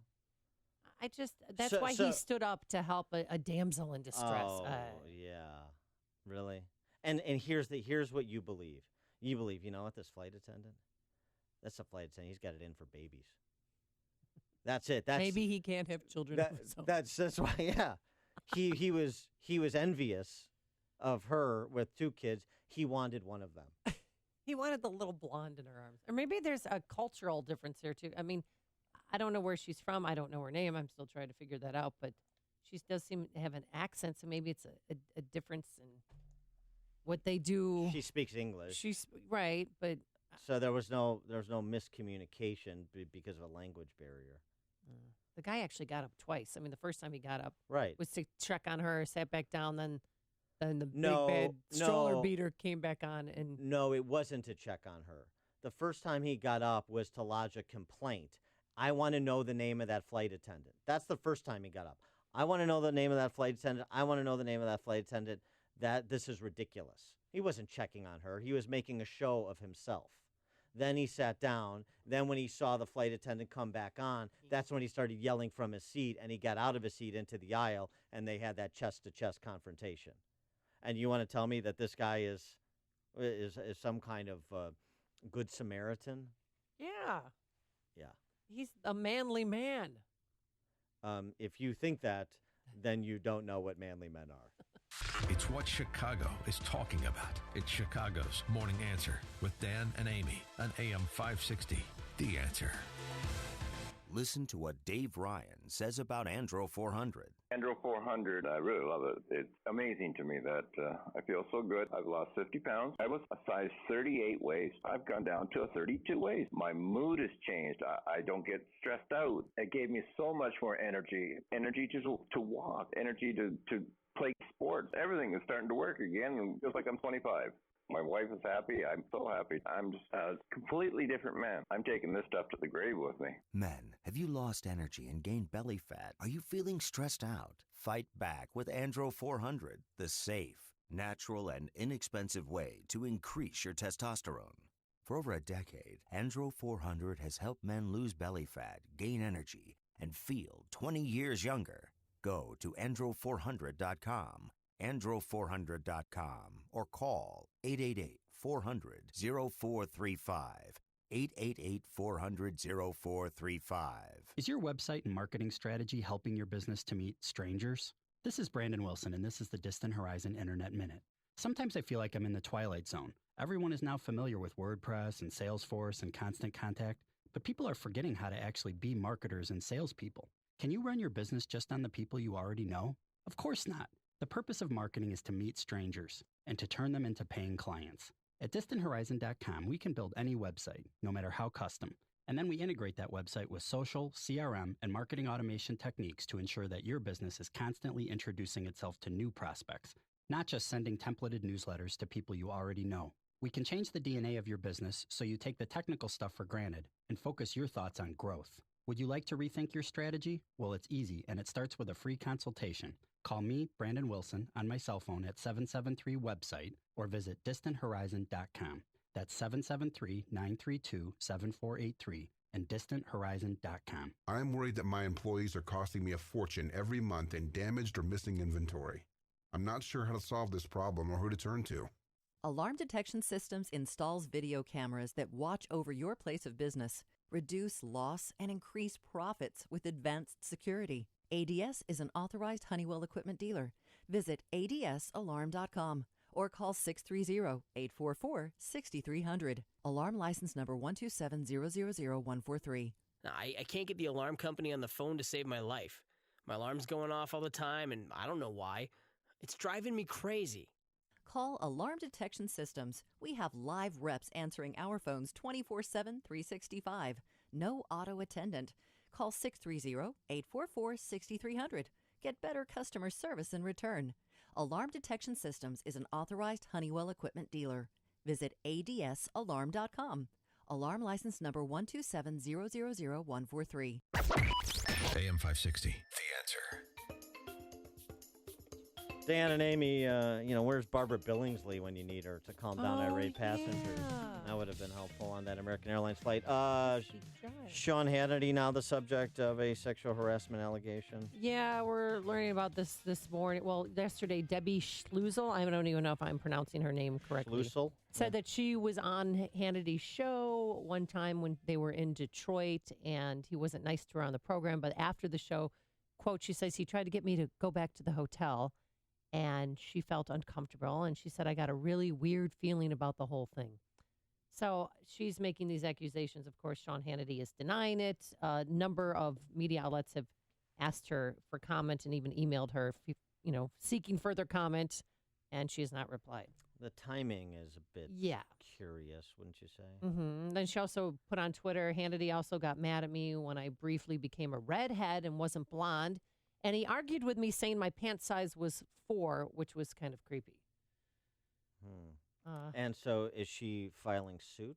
And now Sean Hannity released a statement. She just was on a radio station over the weekend and made these allegations. And Sean Hannity's statement, let me be clear, the comments about me on a radio show this week by an individual are 100% false and a complete fabrication. This individual is a serial harasser who has been lying about me for well over a decade. The individual has a history of making false statements against me in an effort to slander, smear, and besmirch my reputation. So he's threatening to take legal action against her because she's trying for defamation of character. Well, I mean, allegations are cheap. Allegations are very cheap to make, especially against public figures. So, and Law News can't even confirm that they actually even met in Detroit. So they're still trying to figure out if there was an actual in terms meeting. of the date, the date in question, the date that she suggests this all happened. Well, that's these things need to be verified, and you take allegations seriously, but you don't make any definitive conclusion until a lot more facts are in because of how uneven the record is with these allegations proving out to be true. So you don't want to dismiss the person who's been seriously wronged. But then you do have this phenomenon in our society where people come out of the woodwork to pile on that don't have a legitimate claim. And so, it takes some sifting through, and that's what we do here. Coming up on Chicago's Morning Answer. John Casks asks, can Ronner turn it around? Can he? We'll take your call, 636. But first, let's go into the newsroom. Here's Mike Scott. Amy and Dan, good morning. Good morning, everyone. 40 degrees and sunshine this early morning. Wheaton College community in mourning after a student was killed over the weekend while volunteering during a home track meet. A service held last night at the Pierce Memorial Chapel on campus, remembering Ethan Roser, a 19-year-old Cincinnati resident studying to be a pastor. He died after he was hit in the head Saturday during the hammer throw event. An autopsy is planned for later today. Members of Congress will have to hit the ground running today when they return to the Capitol. After a 2-week spring break, they'll be racing the clock to avoid a potential government shutdown at the end of the week. French voters have shut out the political mainstream from the presidency for the first time in modern history. And now they're being courted for the runoff election between populist Marine Le Pen and centrist Emmanuel Macron. French politicians on the moderate left and right are urging voters to block Le Pen on May 7. President Trump will host a rare meeting of the members of the UN Security Council today. Growing tension with North Korea, a major topic. Former Fox News chief Roger Ailes facing new harassment allegations, this time from former Fox anchor Allison Camerata, who told CNN Sunday Ailes said grossly inappropriate things to her and invited her to a hotel room when she met with him to ask for more career opportunity. Another weekend, another bout of violence in Chicago neighborhoods. Police say as of late last night, 7 were killed, 31 others shot and wounded over the weekend. One person in serious condition after a porch collapse in the Edgewater neighborhood. Yesterday, the victim transported to St. Francis Hospital in Evanston. Former President Barack Obama in town making his first public appearance since leaving the White House in January, talking about civic engagement at the University of Chicago. Illinois Democrats pushing an ambitious minimum wage hike in spite of opposition from Republican Governor Bruce Rauner and others. House proposal would lift the state's rate from $8.25 to $15 an hour over 5 years. Rauner telling a business forum earlier this month, requiring employers in the state of Illinois to raise pay is out of the question. The first ever malaria vaccine will be rolling out in 3 African nations next year. The World Health Organization says the vaccine has proven very successful in clinical trials, but it's not clear right now if it can realistically work on the ground in some of the poorest nations in the world. Celtics even their opening round set with the Bulls, 104-95. A victory in Chicago. Jimmy Butler had 33 in the loss. They've lost 2 games at home after taking 2 on the road against the Celtics. Reds 7-5 winners over the Cubs in Cincinnati. White Sox cruise past the Indians 6-2. The news, a service of Mattress Firm. Mattress Firm is collecting new clothes to help local foster kids look and feel their best. Join Mattress Firm in helping foster kids in your community by donating new clothes to a participating Mattress Firm store or donating online at mattressfirmfosterkids.org. 6:33 is our time. A check of traffic and weather on the way next on AM 560. Dennis Prager sees support for Trump, even from the left. Now on to Syria. It has transformed people's perceptions of Donald Trump around the world and the United States. And it has been widely praised by people on the left. And the reason is it is almost impossible to know what happened and say we should do nothing. The Dennis Prager Show. Weekdays at 11, right before Sean Hannity at 2 on AM 560. The Answer. Start your day on the right track and take Metra. Metra's 95% on-time dependability helps you get where you're going on time, no matter what's happening on the roads. Visit metrorail.com. Balance of Nature's fruits and veggies. It worked for me. I need it in the afternoon. I wear down. I'm 84. And in the afternoon, I sort of slow down. I take my Balance of Nature, and it picks me right up. Knowing that I'm getting my fruits and vegetables, I feel better. I have a blood disease, but I've been taking this, and I really don't bleed as much as I used to either. That in itself, to me, is a miracle. I will continue to buy Balance of Nature. The best thing that Dr. Howard ever did was make these pills. Take Dr. Howard's Health Challenge and find out how to get the best offer they've ever given. 2 free sets of fruits and veggies. We'll even ship them to you free. Call now for details. Call 1-800-2468-751. That's 1-800-2468-751. Or go online to balanceofnature.com. Use promo code Chicago. 6:34. Let's get an update on the roads this morning in the Alarm Detection Systems Traffic Center. In for Jim, here's Dominic Fortini. Inbound Kennedy filling in this morning. Tie-up between Kimball and Fullerton, 28 minutes O'Hare to downtown, 12 in from the junction. Still looking good at 10 minutes in the inbound express. Outbound 12 minutes downtown in Montrose, 33 out to O'Hare. Inbound Ike, a bit slow. Wolf to First Avenue. Looks like 47 minutes from Thorndale into the post office, 34 in from Manheim. Inbound delays on the Stevenson LaGrange to Kedzie, pretty thick already between the Ryan and Lakeshore. An hour 12, 355 in, 57 in from the Tri-State. Outbound, we've got a left lane block with a crash near Pulaski, 38 minutes out to 355. Inbound Ryan, 24 minutes, 95th in. Northbound Tri-State on the brakes near 88 through the Grand Avenue curve.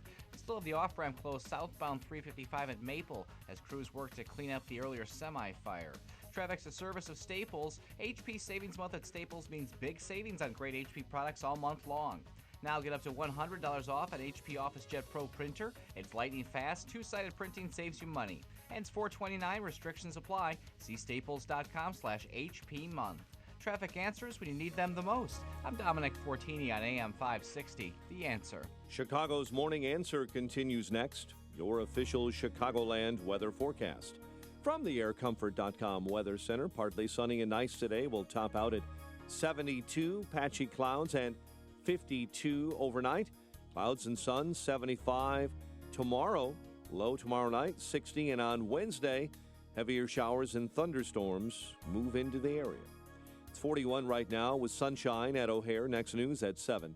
Chicago's Morning Answer with Dan and Amy continues next on AM 560, The Answer.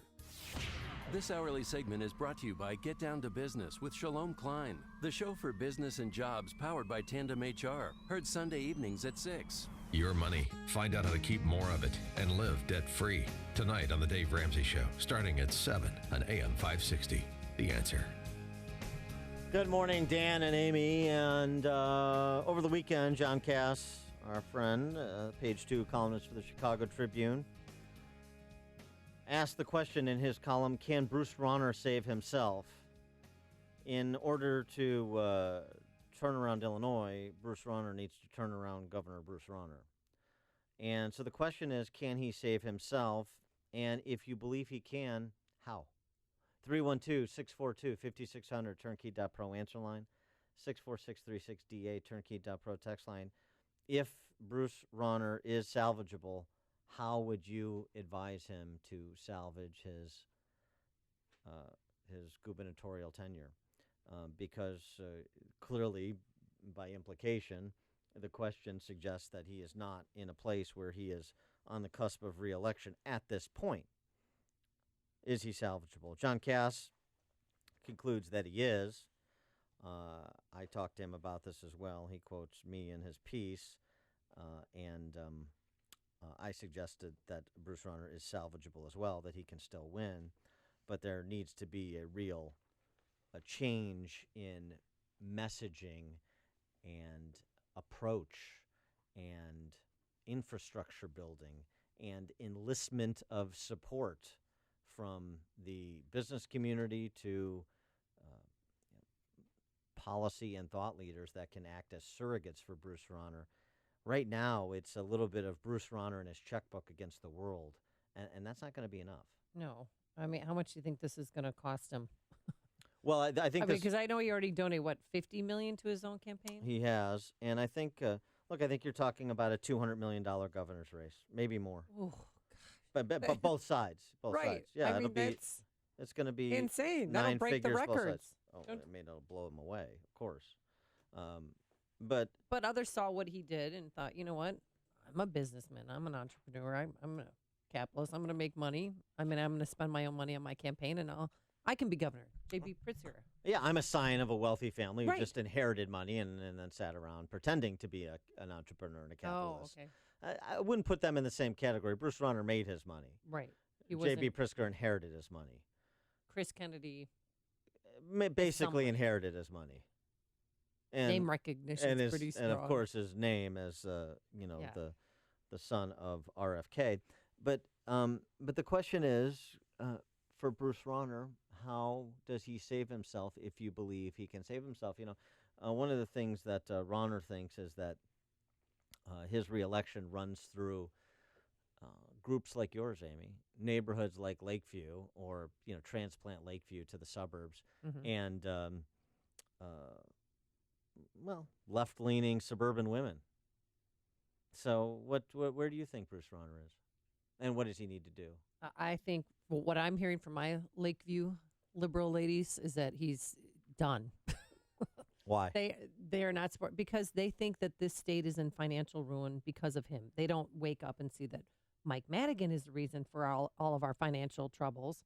But they can't see that. They think, no, we need to have a Democrat in office because a Democrat will work with Madigan and return, certain, the free daycare for single moms. They want that return. That's a big issue for them. So when you say, well, we had a Democrat governor for the last 15 years before Bruce Rauner with Mike Madigan as speaker, and how'd that go? Oh, Quinn wasn't strong enough to get Madigan on. That's what they tell me. What about Blagojevich?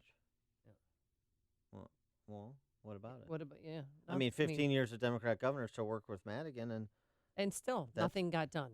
Well, a lot of stuff gets done. Well, we dug ourselves a deeper financial hole. Well, that's getting something done. Yeah. That's doing something. It's not a good thing that you're doing, but it's doing something. Yeah, it's destroying the state. I mean, think about property taxes, how much we spend in property taxes. Call your relatives. Ask them how much they spend on property taxes a year. My mom, $700 a year. Sister. In Arizona. Yeah. Sister in Missouri, about $4,000 a year. A year. That's it. And comparable. Their houses are double. The one in Missouri is double what I live in. And your property taxes are? About $10,000, $11,000 for my A-frame shack that I live in. I'm not even paying mortgage. I'm just paying property taxes, really. Well, here's the thing. For what? For what? My cops are gone. I mean, I have a few that drive by when we see them get onto the Kennedy to go down to Inglewood. One of the things Cass writes about the mistake, one of the political mistakes that Rauner's made as a novice, and this is the whole thing. Outside businessman, okay, that's fine, but you have to have somebody who understands the game, and he's been involved in the game well before he was governor, but he fell into this trap, and this is a fault of staff as well, because they should have advised him otherwise. But he fell into this trap of making this a Rauner-Madigan binary. Remember, I've said this before. He comes into office, he's the maverick that's going to take on the political establishment in both parties in Springfield on behalf of Illinois families. but then he spent much of his first 2 years obsessing about Madigan, blaming Madigan for everything, even where that blame is warranted. Spent too much time just focused on Madigan, making everything a referendum on Madigan. And this binary, it's Rauner versus Madigan.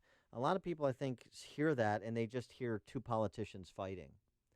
And because Rauner has not been particularly specific or omnipresent on a range of other issues like he should have been and could have been, it becomes the only thing that they have to hold on. It's the only thing that they hear. And here's the thing. When people hear two politicians fighting, one of being the governor and then somebody else, the election is going to be a referendum on the governor. He's not going to get he is not going to win re-election by running against Mike Madigan because people say, I understand both parties are to blame, and people, that is being very generous. Mike Madigan truly is the most responsible party for the destruction of Illinois' economy and the financial stability of its government. There's no question about that.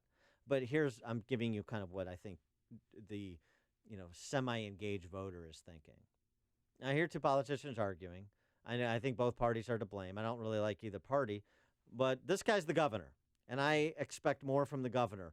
I'm going to vote based on the job I think the governor did, not based on what his impediments were or how bad Mike Madigan is, because I don't get to vote for or against Mike Madigan. And people don't connect the dots to their local legislators often either to say that's a vote against Mike Madigan, but that's another story. But for governor, I'm looking at the chief executive of the state, and I'm going to make my decision based on what I think he has or has not done, or what he is or is not trying to do.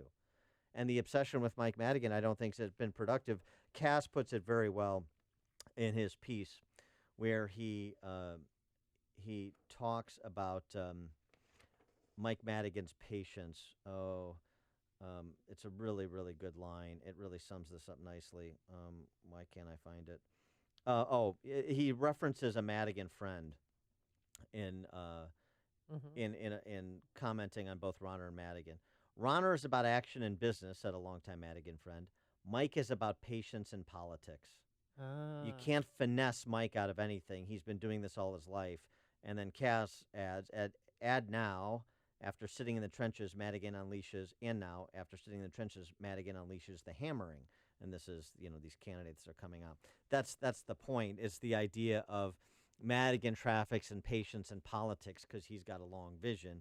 And, Rauner wants action right now, but he's played into Madigan's hand by spending a lot of his 2 years negotiating against himself in public about what the component parts of the turnaround agenda are, such that it's been very difficult to follow at any given point what we're arguing about or negotiating over, unless you're following this stuff as closely as I follow it, which very few people do.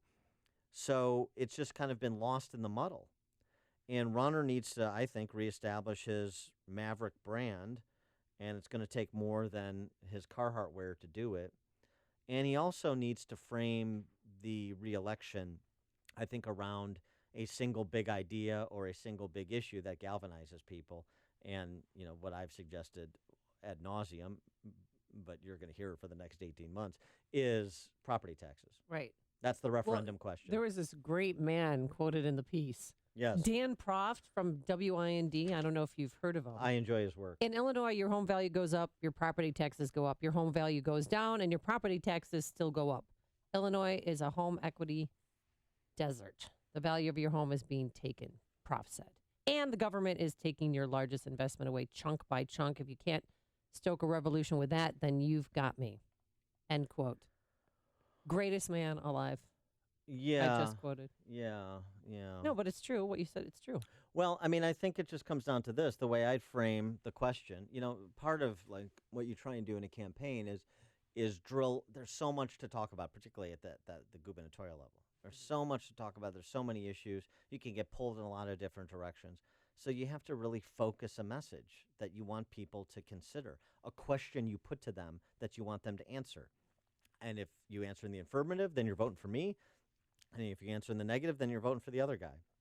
And my question is, there's a couple ways to put it. I put revolt or bolt. Right. I like that. But the real question underlying that one is, look, you're either going to take back your home or they're going to take it from you. That's what this election is about. Do you care about your home? Because if you don't, then pay no mind and vote for the Chicago Democrat crime families and whoever they put up as their nominee. If you do, you better act now. This is where you better be part of the revolt. Because that is literally, this is not figurative, this is not political hyperbole, this is the math. That is literally what is happening. Do you care about your home? You take it back or they take it from you. That is the choice you're presented with come November of 2018. So make it. Mike on the north side, you're on Chicago's Morning Answer. Hi, thanks for taking my call. Why do the Republicans always write off Illinois, the national Republicans? Don't they realize that if we had a stronger Republican Party, if they throw some money here, then maybe in the presidential years, Illinois would not be an unlimited ATM for the Democrats and the liberals. We would have a party fighting them instead of just being like an underground rebels that we've become now. It's like Hogan's Heroes coming out of a tunnel every couple of years and making a strike and then going back to hiding while they rule everything. Well, yeah, thanks for the call, Mike. Well, the mistake I think I said, and I'll repeat, is this obsession with Mike Madigan. I think that's part of the conversation. That can be a parallel track. But I go back to say, so let's think about this. So money is not an issue. It's not a resource problem for the Republican Party, particularly with Rauner opening up his checkbook, right? So that's not, he's not losing. Republicans aren't losing because they don't have enough money. And it's not a problem where, boy, there's nothing to attack on the other side, and the other side is in such good standing with the public because of the great job they've done. It's fairly clear. 80% of Illinoisans think the state's on the wrong track. They understand that Madigan and Cullerton and Chicago Democrats bear a large percentage of the responsibility. Madigan's numbers statewide are much worse than Bruce Rauner's, but only one of them is running statewide. That's the issue. So it's not a money issue, and it's not because people have any affinity for Mike Madigan and the other crime families in Chicago. So what's missing? An understanding of what the Republican Party is, an understanding of what the vision forward is for the Republican Party, what I get if I vote Republican effectively. And that question has not been sufficiently answered. So this is where I go back to the John Wooden approach to basketball, bringing that to politics. I mentioned this many times before, but it just doesn't seem to sink in. If, Wooden never scouted his opponents because he said, if we do what we're supposed to do, it doesn't matter what they do. Now, with the kind of talent Wooden had, that's an easy thing to say and do, but it was very successful for him. I think we have a lot of talent on the Republican side and more every day. And so we should take that same approach. But what is it we should do? What is the game plan for us that we're to go out and execute? That seems to me very gooey. Right. Very difficult to get a handle on. And until we have a game plan that is separate and distinct from any concern about what the Democrats are doing, I think we're going to be in a real difficult position in this state. Jay and Lowell, you're on Chicago's Morning Answer. Hello. Point I wanted to make was most of the state of Illinois is Republican. It's just when you get to the Chicagoland area, you see the blue. So what can the rest of the state do? I mean, the people in Chicagoland, they're going to keep voting for these guys staying here. What can the rest of the state of Illinois do? Short of telling Chicago, go be your own state, and go be your own state, and then go suffer. Then maybe the state of Illinois, the actual rest of it, could prosper. I don't know. Well, that's not. What's your view? Yeah, that's not going to happen. Thanks for the call, Jay. That's obviously not going to happen. The idea that Chicago is going to become its own state, or we're going to, or Northern Illinois and Southern Illinois. Right. We're not going to carve up Illinois, so that's not going to happen. In terms of what can the other state do, he's right. 91 of 102 counties went for Trump. Yeah. Actually, when Bill Brady lost in 2010, he lost the governor's race. I believe he won 100 of the 102 counties. Maybe it was even 101. but it was. He just I mean, needed it's a huge number, and so yes, suburban Cook County and the Collars, and suburban Cook in particular. These are areas where Republicans have to do better. I don't buy the argument, though, that people are always going to vote for the Democrats. They're just going to vote for the Democrats and we give up. Well, you can't give up. You can't do that. You can't give up on 60% of the population. Well, that doesn't work. And it always hasn't been like this. By the way, Chicago's been part of Illinois since 1818. Okay? And we've won a lot of statewide elections during that time. We've actually even had control of both houses during that time. And Chicago's had its lowest population since 1920, so it should be getting easier. The problem is we're not getting the numbers out of suburban Cook and the Collars that we had historically. We've seen atrophy there. We're not doing a good enough job connecting with suburban families. I've said this before. The real problem is the suburbs. If the Republican Party is not the party of the suburbs in the state, it will never be a majority party again. So the kind of blame Chicago or even blame Chicagoland, it just doesn't get you anywhere. The real calculus is the question Lowell asked, what can we do? And what you can do is, hey, you live in some other part of the state. Don't tell me that you don't have tentacles into, Chicago Metro. Of course you do. So, enlist your friends and others within your circle of influence where they're needed up here in suburban, in the suburbs as well as the city of Chicago. That's one thing that you can do. You can be essentially a precinct captain from afar, and also through social media these days, make arguments, disseminate information. When we continue to put this property tax information out, and when we have the information household by household in this state, which we will, share information. That knows no corporate boundary, no county line. So those are a couple of things that you can do. The stories you need to know to start your day. This is Chicago's Morning Answer on AM 560.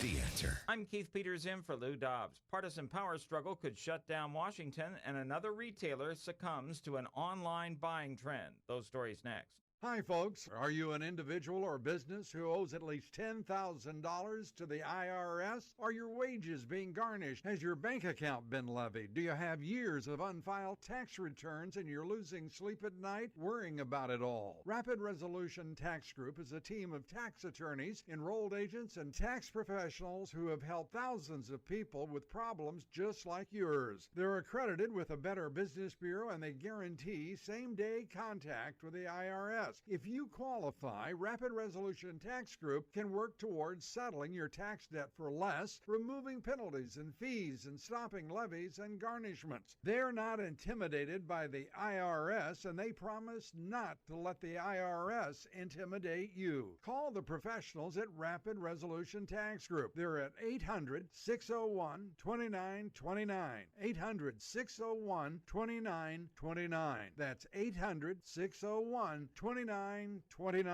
President Trump faces his first major budget test this week as Democrats threaten to shut down the government unless Mr. Trump abandons his plans for a wall on the Mexican border. Battles are also brewing over another attempt to repeal Obamacare and cutting funding for Planned Parenthood. Apparel retailer BB Stores says it will close all of its stores next month, another victim of the trend towards online retailing. Last month, the company said it was trying to find alternatives to closing, but Friday it announced it was throwing in the towel. Unemployment rates are now at record lows in 4 states. The Labor Department says Colorado, Arkansas, Oregon, and Maine have the lowest unemployment in the nation. Please join us for Lou Dobbs tonight at 7 and 11 Eastern on the Fox Business Network. I'm Keith Peters for the Lou Dobbs Financial Report. LPS Corporation in Franklin Park is proud to support Food for the Poor and AM 560 The Answer. LPS Corporation sells and services meat processing equipment for supermarkets and packing houses throughout the Chicagoland area.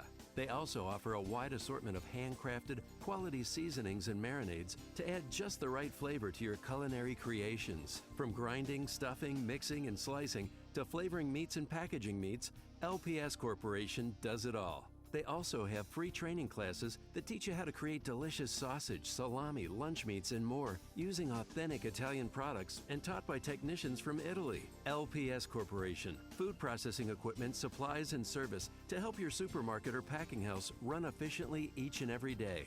For more info, call 847-451-2222 or visit them in Franklin Park at 2308 17th Street. Choose LPS Corporation for meat processing equipment, supplies, and service. This is Dan Proft with 60 Seconds of Sanity, sponsored by Upstream-Ideas.com. In the pantheon of civil disobedience, we have Tank Man in Tiananmen Square, Rosa Parks on a bus in Montgomery, and Dr. David Dow on a United Airlines flight screeching like a teenage girl after security took him up on his taunting. Inclusion of Dow's name with the other two would be a joke if people weren't actually doing it. In his best Matlockian dialect, Dow's oleaginous personal injury attorney, Tom Demetrio, canonized Dow as the patron saint of airlines, declaring, quote, he's the guy to stand up for passengers going forward, unquote. We're finally free of commercial airline totalitarianism thanks to a half-lucid quack who didn't think random selection applied to him. Of course, United could have handled the matter better, and yes, seat arrangements should have been figured at the gate, but this necessitates congressional hearings. The only thing more absurd than that is Dow contending his United experience was more harrowing than escaping Vietnam in '75 before the fall of Saigon. And the only thing more absurd than that is listening to Lionel Hutz Demetrio moralize about corporate America. In a better America, the whole incident would be received by the public like a Jerky Boys prank call. In bedwetting America, David Dow is a hero. AM 560, The Answer. Coming up on Chicago's Morning Answer, the rock star returns. President Obama, former President Obama, is going to be speaking in Chicago. How will President Trump handle that? And should he be doing it? But first, let's go into the newsroom. Here's Mike Scott. Amy and Dan, here are the stories we're watching right now. Wheaton College remembering a student killed over the weekend at a track meet. Another violent weekend in the city of Chicago. We'll run the numbers for you. Budget still in limbo as lawmakers return to the Capitol in Springfield. Could there be a breakthrough this week? Former president to make his first public appearance since leaving office here in the city of Chicago. A porch collapse here leaves one person seriously hurt. You may see a lot of Eastern Illinois University in your near future, especially if you have a college-age student. And we'll tell you why. Celtics tie their series with the Bulls. White Sox beat the Indians. And the Cubs open up a set with the Pirates. Partly sunny and nice in your forecast. 72 for a high. WIND Chicago News Time, 7 o'clock.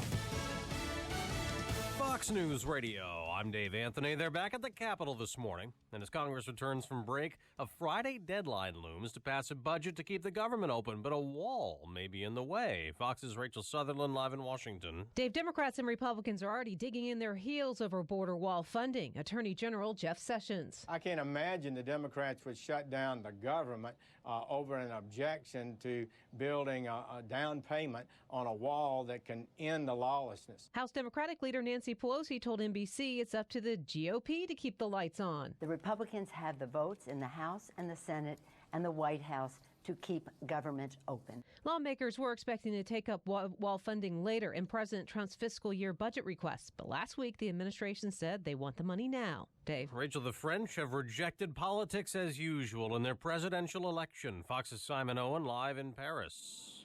Dave, the two major parties here, given the heave-ho by French voters, neither making it through the first round of this election.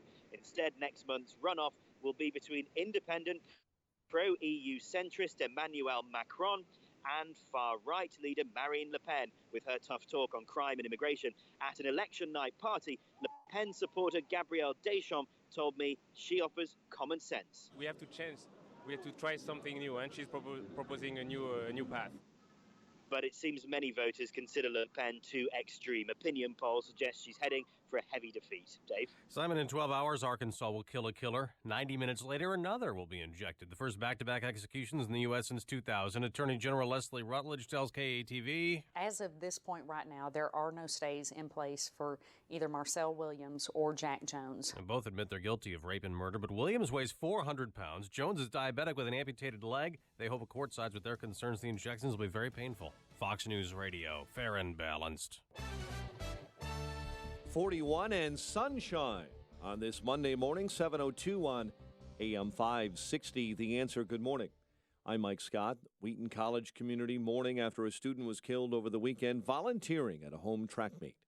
Service held last night at the Pierce Memorial Chapel on campus, remembering Ethan Roser. Authorities say the 19-year-old Cincinnati resident was beginning studies to be a pastor.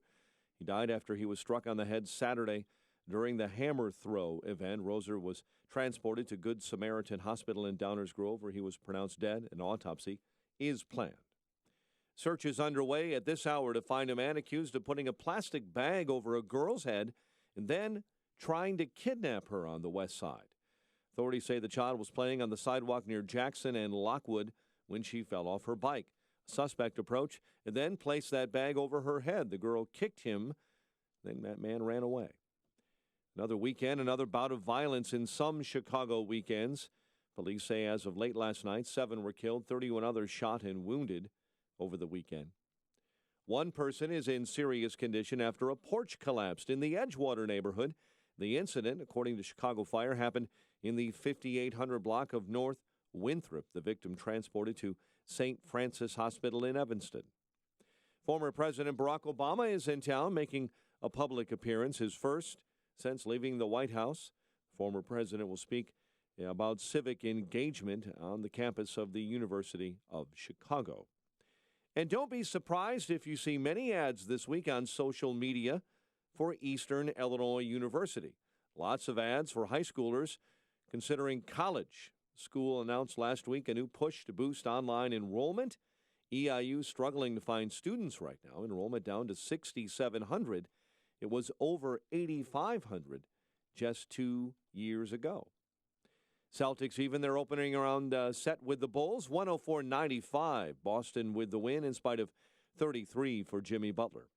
Reds avoid the 3-game sweep and get a 7-5 win over the Cubs in Cincinnati. John Lackey allowed all 7 runs. White Sox jump out to an early lead and back Derek Holland to a 6-2 victory over the Indians. The news service of Staples HP Savings Month at Staples means big savings on great HP products all month long. Now, get up to $100 off an HP OfficeJet Pro printer. Lightning fast, 2-sided printing saves you money. Ends 4/29. Restrictions apply. See staples.com/HP month. 7:04 and a check of traffic and weather on the way next on AM 560. Stop the runaround. Continental Audi of Naperville puts you in the driver's seat with straight talk and no hassle. Plus, we offer maintenance, valet service, and VIP loyalty rewards after the sale. It's the Continental difference. Right now, lease a new Audi A4 Quattro Premium Sedan for $419 a month, or lease the incredible Audi A6 for $499 a month. Continental Audi of Naperville has a large selection, including more than 300 new and pre-driven vehicles ready to drive. Plus, qualified buyers get 1.9% financing on certified Audis. Drive an Audi and feel the difference in your driving enjoyment. Drive an Audi from Continental, and you'll know the difference an exceptional dealership can make. Experience the Continental Audi difference. ContinentalAudi.com. 36 monthlies, $35.44 due at Sunday. Includes first month payment, no security tax, extra. Leasing responsible for 25 cents over 30,000 miles and excessive wear and tear. Subject to credit approval through Audi Financial Services. 5 times more hires are made through Indeed.com than any other job site, according to independent research. Imagine a lottery that had 5 times more winners, or a Sunday with 5 times more touchdowns. When you're hiring, it makes 5 times more sense to use Indeed. Right now, we're giving new users a $50 credit to post a sponsored job on the world's #1 job site. Claim your $50 credit at Indeed.com/credit. Terms, conditions, and quality standards apply. Looks like some cable and phone companies are trying to sell home security. But when a burglar sees one of their signs in the front yard, what does it say? Oh, wow, this home has 599 channels. Or, oh, these guys have high-speed internet. But the ADT sign, it says, this family trusts the company whose name means security. So beat it. It's no wonder 5 times more people choose ADT to protect their homes. Learn more at ADT.com and to see licensing and terms and conditions.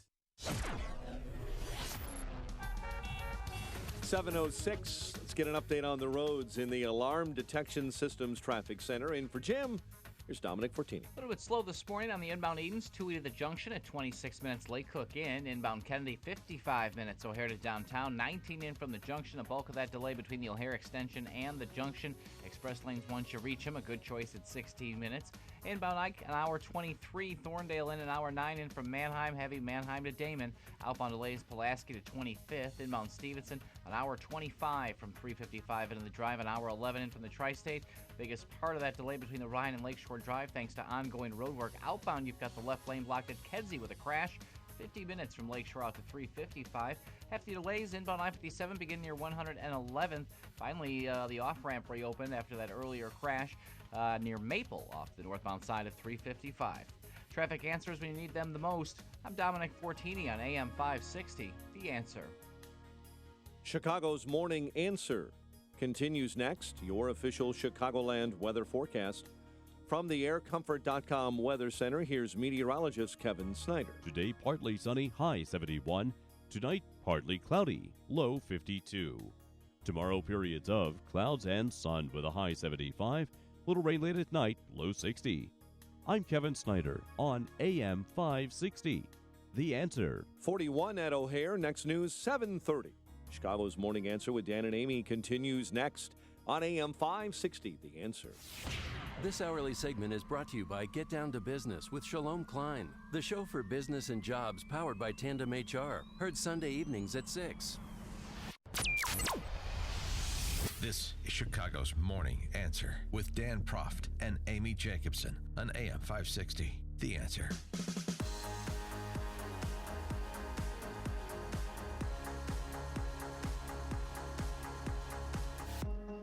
Good morning, Dan and Amy. President Obama stopping through Chicago in between yachting adventures. Yeah, with Richard Branson, and then he was on Oprah Winfrey's yacht as well. We're going to need a bigger boat. Oh. So he was in town yesterday talking to men from the Pullman and Roseland neighborhoods. Okay. What they think can be done to reduce gang violence. He's taken a real interest in that in Chicago. You're saying this quite facetiously. No, he's Well, he's bad. I mean, his goal is I don't know what his goal is. Yeah, what is his goal? Tell me. Well, according to Kevin Lewis, the spokesman, he said this event. The spokesman of an organization that Arnie Duncan, his Secretary of Education, founded. Right. So I just want to make sure we understand these are all propaganda ministers. Well, President Obama's post-presidency goal is to encourage and support the next generation of leaders driven by strengthening communities around the country and the world. So let's see. 97, he's elevated to the state Senate. He leaves office in 2017. So that's a 20-year run. Mm-hmm. State Senator, U.S. Senate, President of the United States. Have things improved in Chicago? Have things improved in Illinois when we have a native son?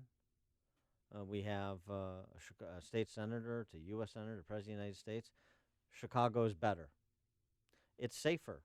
There's more economic opportunity. There's more jobs, particularly for minorities and particularly for black families. Is that the story? 312-642-5600 is our turnkey.pro answer line. So what's the lasting impact of today's little foray into Chicago challenges? He's going to, again, issue edicts about how things should be, how he wishes they were.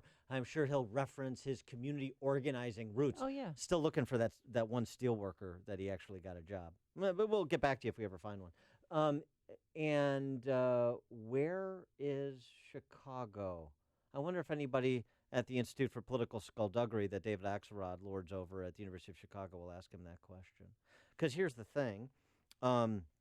We know the violence. And we know the numbers. And attendant to Obama's visit to Chicago this weekend, 7 dead, 31 injured. It's another normal weekend in Chicago. Obama, Chicago. Chicago's very own.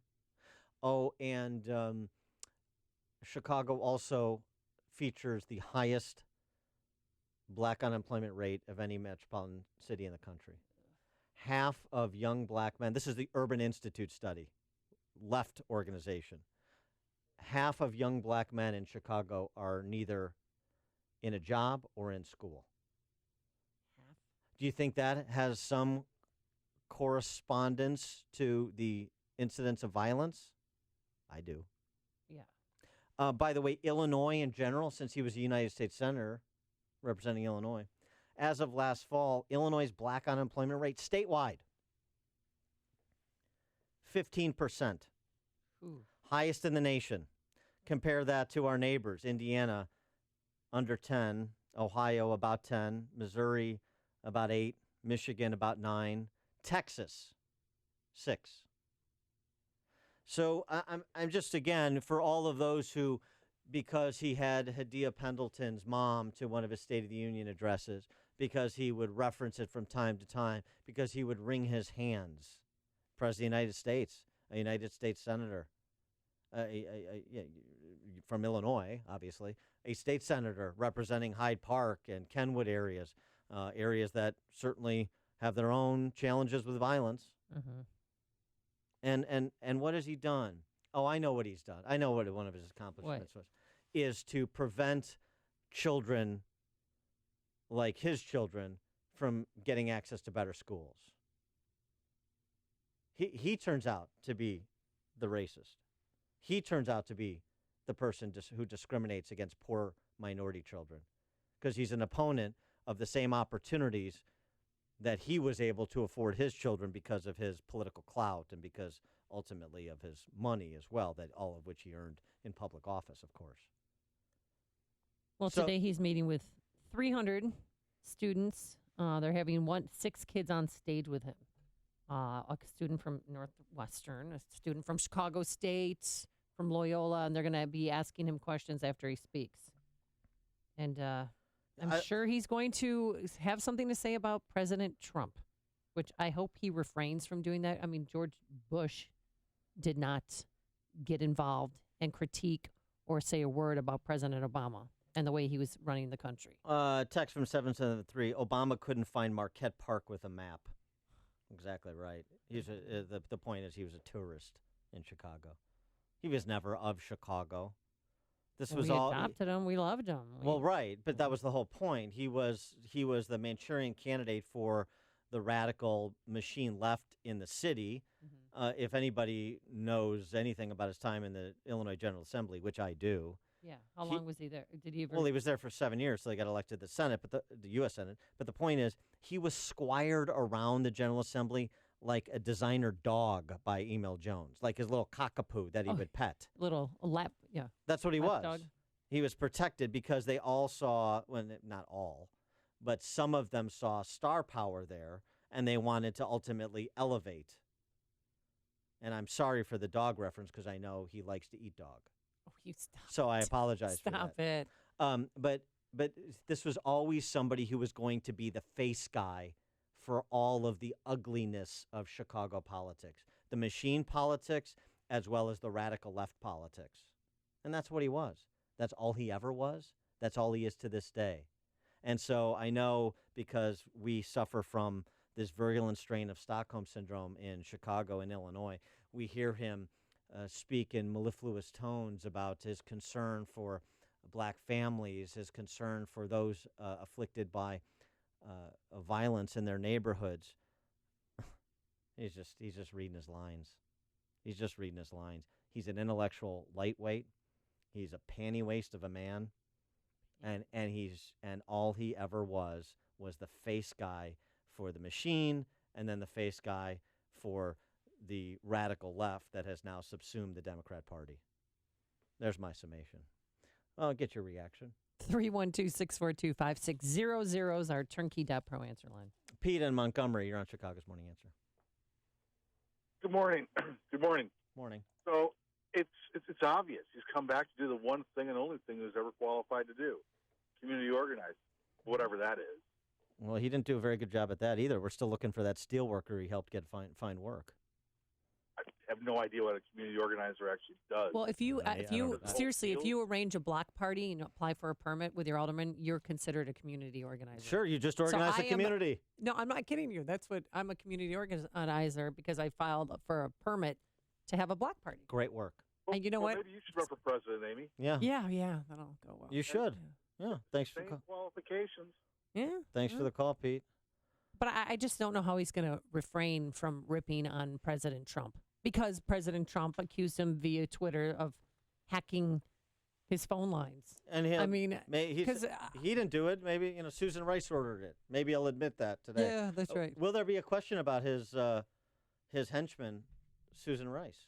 That would be great. Maybe you can get to that Northwestern student. I wonder if the if the trained SEALs in the Chicago Press Corps will put any questions to him, or they'll just regurgitate the press releases coming from his people.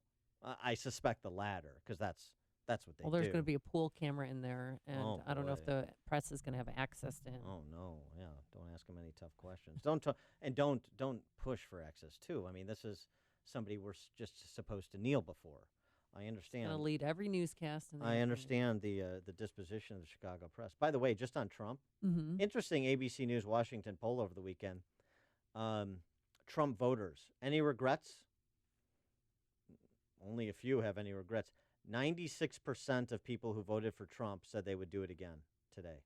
Wow. Even though there are questions about his job performance, his trustworthiness, and so forth, thinking back to what that choice was, 96%. That's interesting. George in Libertyville.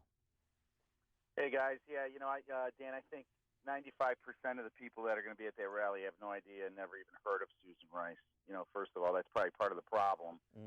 Number two, maybe he's coming back into town to unseal his all of his past documents that actually help him beat Jack Ryan as a congressman here. So maybe they're under the guide of fairness, he's coming back to unseal. Yes. And then third, if that doesn't work, he could talk about how he feels stop and frisk is actually not worth the same communities that are killing all these poor black children. Thanks for the call, George. Megan in Evanston. Thanks for taking my call. Good quote on Jack Ryan. So true. I work in Chicago Public Schools. The best thing Obama can do is stay away from them. He's done nothing to support high academic achievement. He's all about the status quo and making himself look good. In D.C., he did nothing. He shut down the charter school program at Sit-In. So, again, he's done nothing to help any of Chicagoans. Thanks. Thanks for the call, Megan. Uh-oh. Do we dare? Gird your loins. Sean from Elmwood Park. Well, I think it's kind of nice that he's stopping back here. I mean, after all, Hugo Chavez owes everything he was to Venezuela. We're in the Venezuela of the Midwest. You have to inspire the young communists. I think it's wonderful that he's come back here, because it is only a city like Chicago, and it is only an ignorant state like Illinois that supports these kleptocrats, that brings them to the highest powers. And you, too, by producing nothing but mayhem and failure, can go to the presidency. So let's inspire all the young communists out there and show them where it leads. And the reality is he will be cheered and revered. And then he gets lunch at Manny's. So catch up on some good old times. Sure. Right, with Bill Harris and Axelrod. Everybody, corned beef on us. Pick up that tab, too. Well, that's right. he's gonna go to I'd go for Belois. the pastrami, but thanks for the call, Sean. And by the way, you're welcome for teaching the word kleptocrat, and you used it correctly, so good for you. Yeah. Oh, Sean gets an A+ today? I go for the pastrami at Manny's, Yeah. but he's right, Sean's right, that we're paying for it because when Bill Ayer picks up the tab, Right. Bill Ayer has a public pension as a UIC academic that we're financing. Isn't that nice? Oh, he's not in jail. I have no idea. You know what we do Ugh. with terrorists here. What? Anybody could put them in jail. Yeah. We give them jobs in academia. Right. Yeah, Ayers, his wife Dorn, Jimmy Kilgore over at U of I. That'll teach them. Dawn in Plainfield. Good morning, and thank you for taking my call. Yeah, I was wondering if you're going to have conservatives and Republicans go there and protest of him speaking like they did at Berkeley. And I highly doubt it, because Republicans have an open mind. We like to be challenged. We like a good debate. And the reason why the left doesn't is because they don't like the math. They don't like hearing that the African-American rate is the highest in the state of Illinois. So when they look at the math and they look at the numbers, they don't want to deal with it. They like how people feel and they don't want to really help the situation. Thank you for taking my call. Yeah, thanks for the call, Dawn. Appreciate it. Connect with Dan and Amy using the AM 560 mobile app. Download it today at 560theanswer.com/mobile. And I do hope that somebody keeps President Trump off of Twitter if former President Barack Obama says anything negative about him. That'd be nice. Today, plenty of sunshine, a high of 72 degrees. Tonight, some patchy clouds, a low of 52. And for tomorrow, Tuesday, another glorious day, mostly sunny skies, warmer, a high of 75. We won't see the rain until Wednesday. Let's get into the Alarm Detection Systems Traffic Center. Here's Dominic Fortini in once again for Jim Telemonte. Eden's in 27 minutes. Lake Cook to the junction, 25 out, outbound side of the Kennedy. A little bit tight from Ohio to Harlem on the west end. 28 minutes downtown to Montrose, 53 out to O'Hare. Inbound delays stacked up from the O'Hare extension into the junction, 55 minutes O'Hare to downtown. 19 in from Montrose, 16 in the inbound express. Inbound Ike an hour 20, Thorndale in an hour 6 in from Manheim. Pretty thick on the outbound side. Kedzie to 25th. Delays inbound Stevenson tie you up between State Street and Lakeshore because of that ongoing road work. That puts it at an hour 20, 3:55 into the drive, an hour 6 in from the Tri-State. On the outbound side, watch for an earlier crash near Kedzie. That'll tie up traffic back to the Ryan, 46 minutes from the drive out to 3:55. Inbound Ryan, 28 minutes, 95th in. Also seeing some struggles on the northbound Tri-State between 88 and the Grand Avenue curve. Northbound 355 hung up Boughton through the Reagan. Traffic answers when you need them the most. I'm Dominic Fortini on AM 560, The Answer. Hey, spring is here. The birds, the bees, seasonal allergies. And the last thing you need is a pillow you're allergic to. And yes, the most perfect pillow, MyPillow, is hypoallergenic. So a good night's sleep is so important for your health. And for the month of April, you'll receive the 50% discount on the MyPillow 4-pack. That's 2 premium MyPillows and 2 Go Anywhere MyPillows, all for the price of 1. With a MyPillow, you can move the patented fill to give you the exact support you need regardless if you sleep on your back or side or stomach. And you'll get into deep sleep faster and stay there longer. Ooh, no more waking up to a stiff neck or headache. So our good friend Mike Lindell makes the MyPillow in Minnesota. You can wash it and you can dry your MyPillow. And, of course, you'll get that 10-year warranty and a 60-day money-back guarantee. So go to MyPillow.com, type Amy, A-M-Y, in that promo code, or call 800-489-0201. That's 800-489-0201. Beware, the federal government can change the rules for your retirement plan at any time. Before the government finds another way to separate you from your money, arm yourself with the Ultimate Retirement Protection Plan. The plan starts with 4 special reports: the new rules of retirement, your 20-minute estate plan, hidden real estate tax bombs to avoid, and 5 easy chair portfolios. The Ultimate Retirement Protection Plan was created by Bob Carlson, America's #1 expert on retirement planning. You'll also get a risk-free membership in our private research letter, Bob Carlson's Retirement Watch. It includes a monthly newsletter, weekly hotlines, and more when you order at retirementwatchradio.com. 1 year is just $49. Try it for 90 days. If it doesn't exceed your expectations, you'll get a complete refund. Call 800-552-1152. That's 800-552-1152. Or log on to retirementwatchradio.com. That's retirementwatchradio.com. It's the final days of Mattress Firm's once-in-a-lifetime opportunity. It's your last chance to save up to 70% off Tempur-Pedic and Sealy. Plus, take up to $2,000 off floor models from Sealy, Tempur-Pedic, Hampton & Rhodes, and others. We're liquidating every Tempur-Pedic and Sealy in stock to make room for the next generation of innovative sleep products. Only at your local Mattress Firm while supplies last. For offer details, visit mattressfirm.com/circulars. Product offer and prices may vary in Hawaii. Your business is growing, which means now you need to hire more people. Oh, the searching. The emails. Where do we start? ZipRecruiter. Whether you're looking to fill one position or 20, ZipRecruiter makes hiring simple. One click and your job is posted to over 100 job sites. Use ZipRecruiter's dashboard to easily screen and evaluate candidates and find the right hire fast. ZipRecruiter, the fastest way to hire. Now try ZipRecruiter free. Just click the banner now or go to ZipRecruiter.com/easyhire. That's ZipRecruiter.com/easyhire. Balance of Nature's fruits and veggies. I love the product. I think I've been feeling great. Just feel so energetic. Just amazing. My cholesterol readings have never been better. Balance of Nature has been consistent and has changed my life. I love the product. It's really helped me. I don't need my cane anymore. My knee doesn't hurt. I was afraid every day to wake up for fear it's going to hurt, but it hasn't hurt since. Since I'm taking this stuff, it really is absolutely great. I mean, I'm digesting better. I have better appetite. You know, it's just worked miracles. Take Dr. Howard's Health Challenge and find out how to get 2 free sets of fruits and veggies. We'll even ship them to you free. Call now for details. Call 1-800-2468-751 or go online to balanceofnature.com. Use promo code Chicago.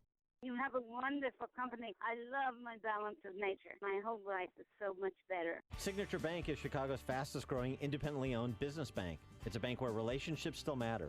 Signature Bank knows your name and your story. I'm Dan Proft, and I know this because Signature Bank is my business bank. Hi, I'm Dave Geiselhart, president and owner of Home Trust Mortgage and customer of Signature Bank. When the large banks turned away from the mortgage lending industry during the financial crisis, I turned to locally owned Signature Bank. Signature Bank stepped in and helped me expand our business at a time when the larger banks wouldn't. Today, I'm proud to say Home Trust Mortgage has been able to expand our business in Illinois and the Great Lakes region. We couldn't have done that without the help of Signature Bank. Signature Bank truly helps Chicago businesses like mine grow and thrive. That's why we also became personal customers and shareholders of Signature Bank, Chicago's business bank. Signature Bank is looking for their next success story. Learn more about turning your business vision into reality. Visit signature-bank.com. Signature Bank, helping local businesses succeed. Member FDIC, Equal Housing Lender. It's the final days of Mattress Firm's once-in-a-lifetime opportunity. It's your last chance to save up to 70% off Tempur-Pedic and Sealy. Plus, take up to $2,000 off floor models from Sealy, Tempur-Pedic, Hampton & Rhodes, and others. We're liquidating every Tempur-Pedic and Sealy in stock to make room for the next generation of innovative sleep products. Only at your local Mattress Firm while supplies last. For offer details, visit mattressfirm.com/circulars. Product offer and prices may vary in Hawaii. Your business is growing, which means now you need to hire more people. Oh, the searching. The emails. Where do we start? ZipRecruiter. Whether you're looking to fill one position or 20, ZipRecruiter makes hiring simple. One click and your job is posted to over 100 job sites. Use ZipRecruiter's dashboard to easily screen and evaluate candidates and find the right hire fast. ZipRecruiter, the fastest way to hire. Now try ZipRecruiter free. Just click the banner now or go to ZipRecruiter.com/easyhire. That's ZipRecruiter.com/easyhire. AM 560, The Answer. Coming up on Chicago's Morning Answer. The Catholic bigotry featured at Amy's kids' school may be coming to an end, and we'll also talk campus politics with NRO's David French at 7:37. And later, how golf balls got into your hash browns. But first, let's go into the newsroom. Here's Mike Scott. 44 degrees right now, mostly sunny skies. And in suburban Wheaton this morning, there is mourning over a student killed over the weekend while volunteering during a home track meet. Services held last night at the Pierce Memorial Chapel on campus, remembering Ethan Roser. The 19-year-old Cincinnati resident was beginning studies to be a pastor. He was struck in the head Saturday during a track and field hammer throw event. Congress has just days to find a way to keep the government from coming to a grinding halt. Lawmakers face a hard Friday deadline to pass a spending bill. Office of Management and Budget Director Nick Mulvaney says they're preparing for a shutdown later in the week. I don't think anybody's trying to get to a shutdown. Shutdown is not a desired end. It's not a tool. It's not something that we want to have. White House Chief of Staff Reince Priebus is optimistic the sides will come together. As long as the president's priorities are adequately reflected in the CR and there's enough as far as flexibility for the border wall and border security, I think we'll be okay with that. Priebus on NBC's Meet the Press. President Trump will host a rare meeting of members of the UN Security Council today. The growing tension with North Korea is expected to be the major topic. An American helping to monitor the war in Ukraine is dead. Man was a member of the Organization for Security and Cooperation in Europe. Alexander Hugg is the principal deputy of that special monitoring mission. This tragic incident has deeply affected our entire team, and our thoughts and condolences are with the loved ones of the team member killed. We also wish speedy recovery to the injured. 2 others were hurt when that vehicle they were in drove over a mine. Arkansas plans to put 2 condemned men to death tonight. Marcel Williams and Jack Jones filed last-minute appeals, but Williams' appeal was denied late last night. Another weekend, another bout of violence in some Chicago neighborhoods. As of late last night, police say 7 were killed, 31 others shot and wounded over the weekend. Former President Barack Obama is in town to make his first public appearance since leaving the White House in January. The former president talked civic engagement with a group of young people on campus at the University of Chicago. And what may be one of the oldest trees on the North American continent may be coming down today. It's an imposing white oak tree near the Basking Ridge Presbyterian Church in New Jersey. It's more than 600 years old and said to have sheltered a favorite picnic spot of George Washington. Arborists say the tree is now weak and rotted and will not withstand another winter. Celtics even up their opening round series with the Bulls, 104-95, a victory in Chicago in spite of 33 from Jimmy Butler. Reds, 7-5 winners over the Cubs. Derek Holland the win as the White Sox jump past the Indians 6-2. The news service of NTB. Get your 5-quart conventional oil change today. Just $19.99 plus $3 disposal fee for tires, oil, service, and repairs. National Tire and Battery. That's all you need. 7:33 and a check of traffic and weather on the way next on AM 560. This hourly segment is brought to you by Papa Nicholas Coffee. Papa Nicholas, great coffee, period. Harvey owns a building and wants to save money by making his heating and cooling system more energy efficient. Yes. But Harvey's afraid of the cost and if he can get a return on his investment. I am indeed. Plus, he's nervous about disrupting the businesses that rent space in his building. Harvey doesn't know what to do with an HVAC system that's seen better days. The Air Comfort problem solvers to the rescue. Working as a team, the Air Comfort professionals find simple solutions that make a huge impact on building efficiency and operating costs with minimal or no disruptions to building operations. HVAC upgrades and retrofits from Air Comfort can save thousands of dollars per year. They save energy, reduce maintenance, and eliminate downtime. And buildings with better energy ratings command higher rents and selling prices and make tenants happy. Get real solutions from the Air Comfort team of problem solvers. Call 708-345-1900 or visit aircomfort.com and start saving money today. Air Comfort, providing the right climate for business since 1935. Oh, this roof is so needy. Call Crumweedy. How do you spell that? K-R-U-M-W.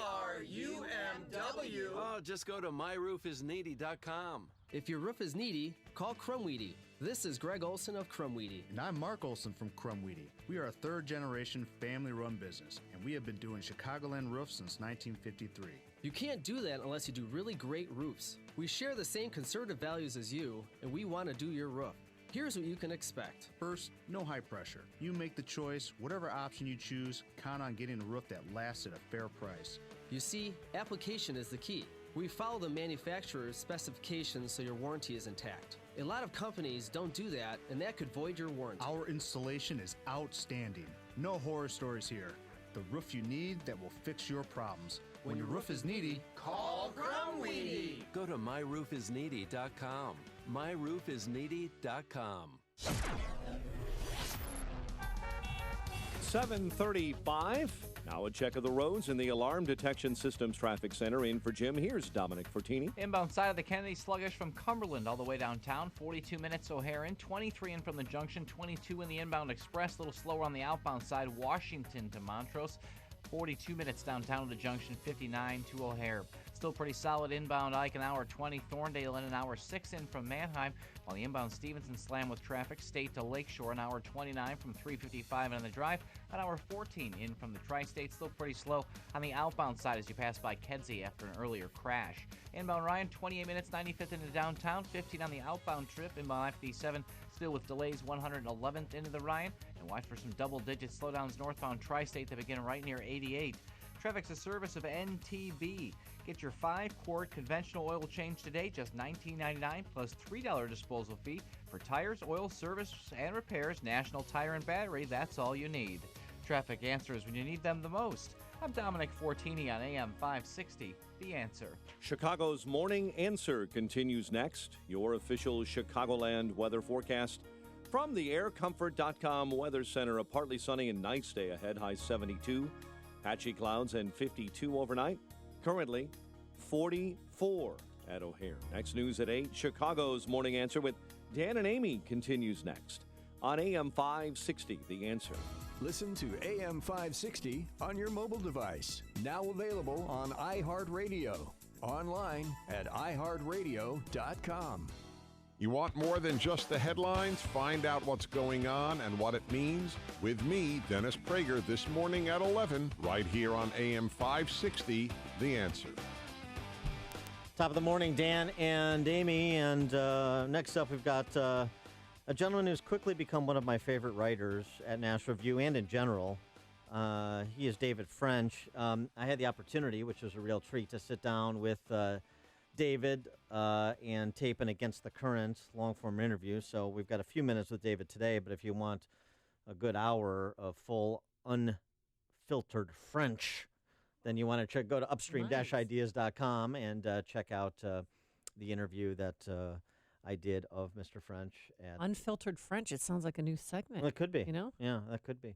Against the Current is the series. Upstream-ideas.com is the website. But unfortunately, we joined David this morning, like the last time we spoke to Rich Lowry, where there's a mourning going on at National Review. When we spoke to Rich Lowry, it was after William F. Buckley's longtime assistant, Linda Bridges, passed away.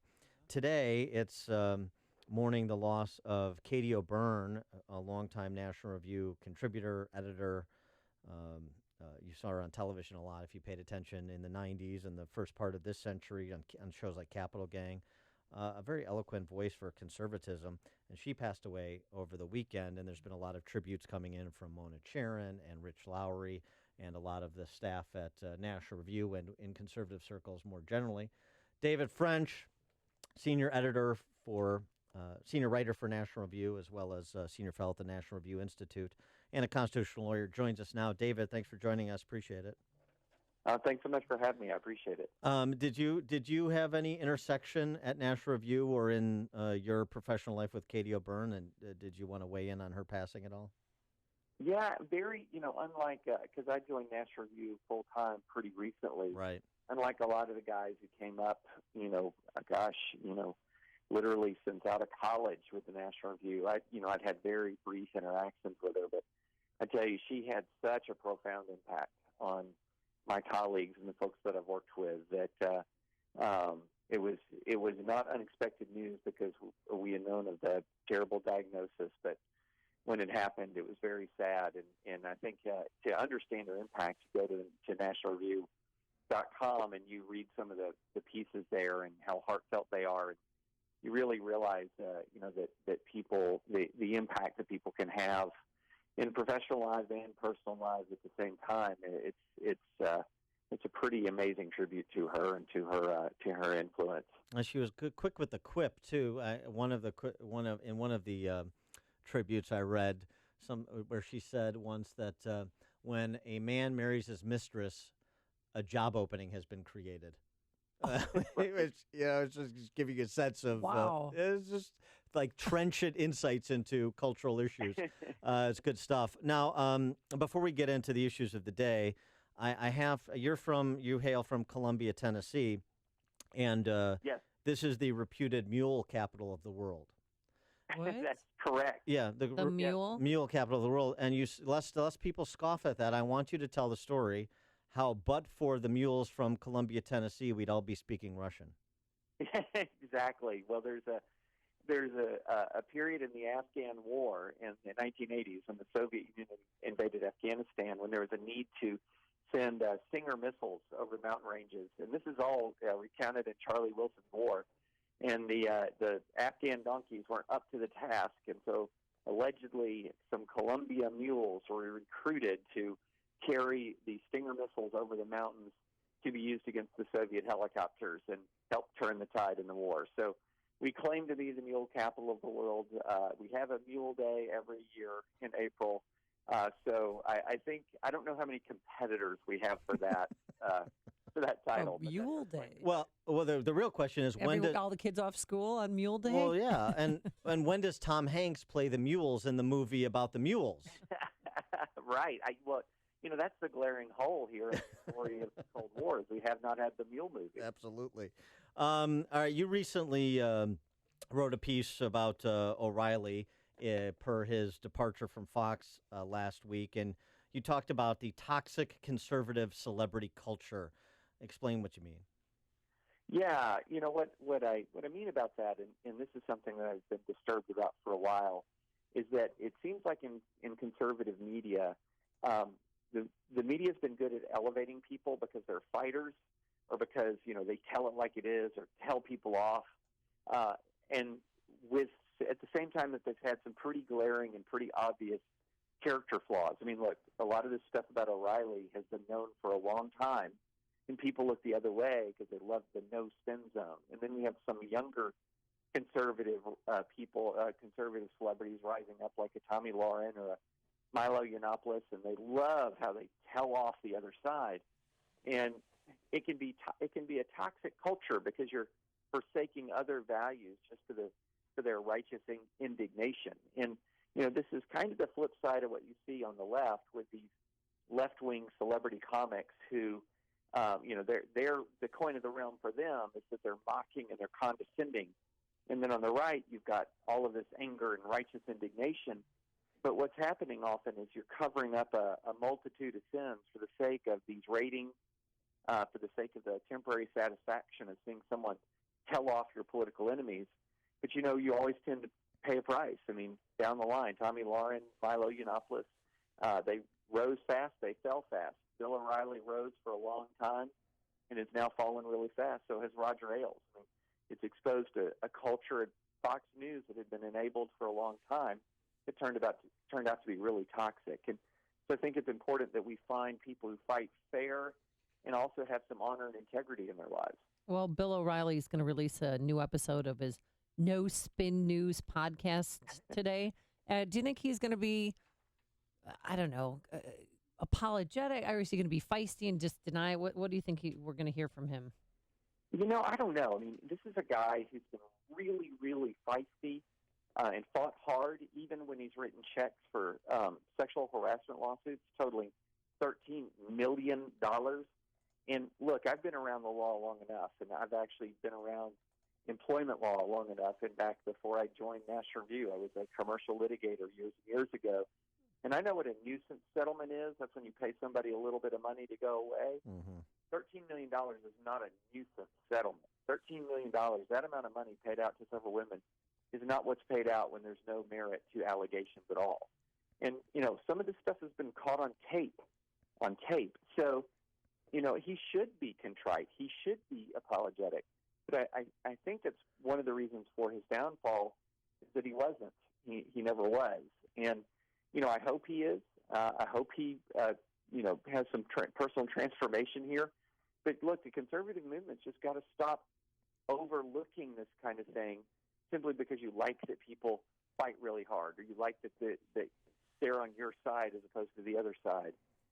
We should expect better out of our public figures. You've written extensively about these totalitarian re-education centers, also known as colleges and universities in America, and we spoke about it at length in our sit-down for Against the Current. I wanted to relay a story that I heard over the weekend and get your reaction to it since you're so well-versed in this space. So I played golf with an attorney who was one of the founding partners of one of the premier law firms in Chicago, because those are the kind of circles I run in because I'm a big shot. Okay. All right.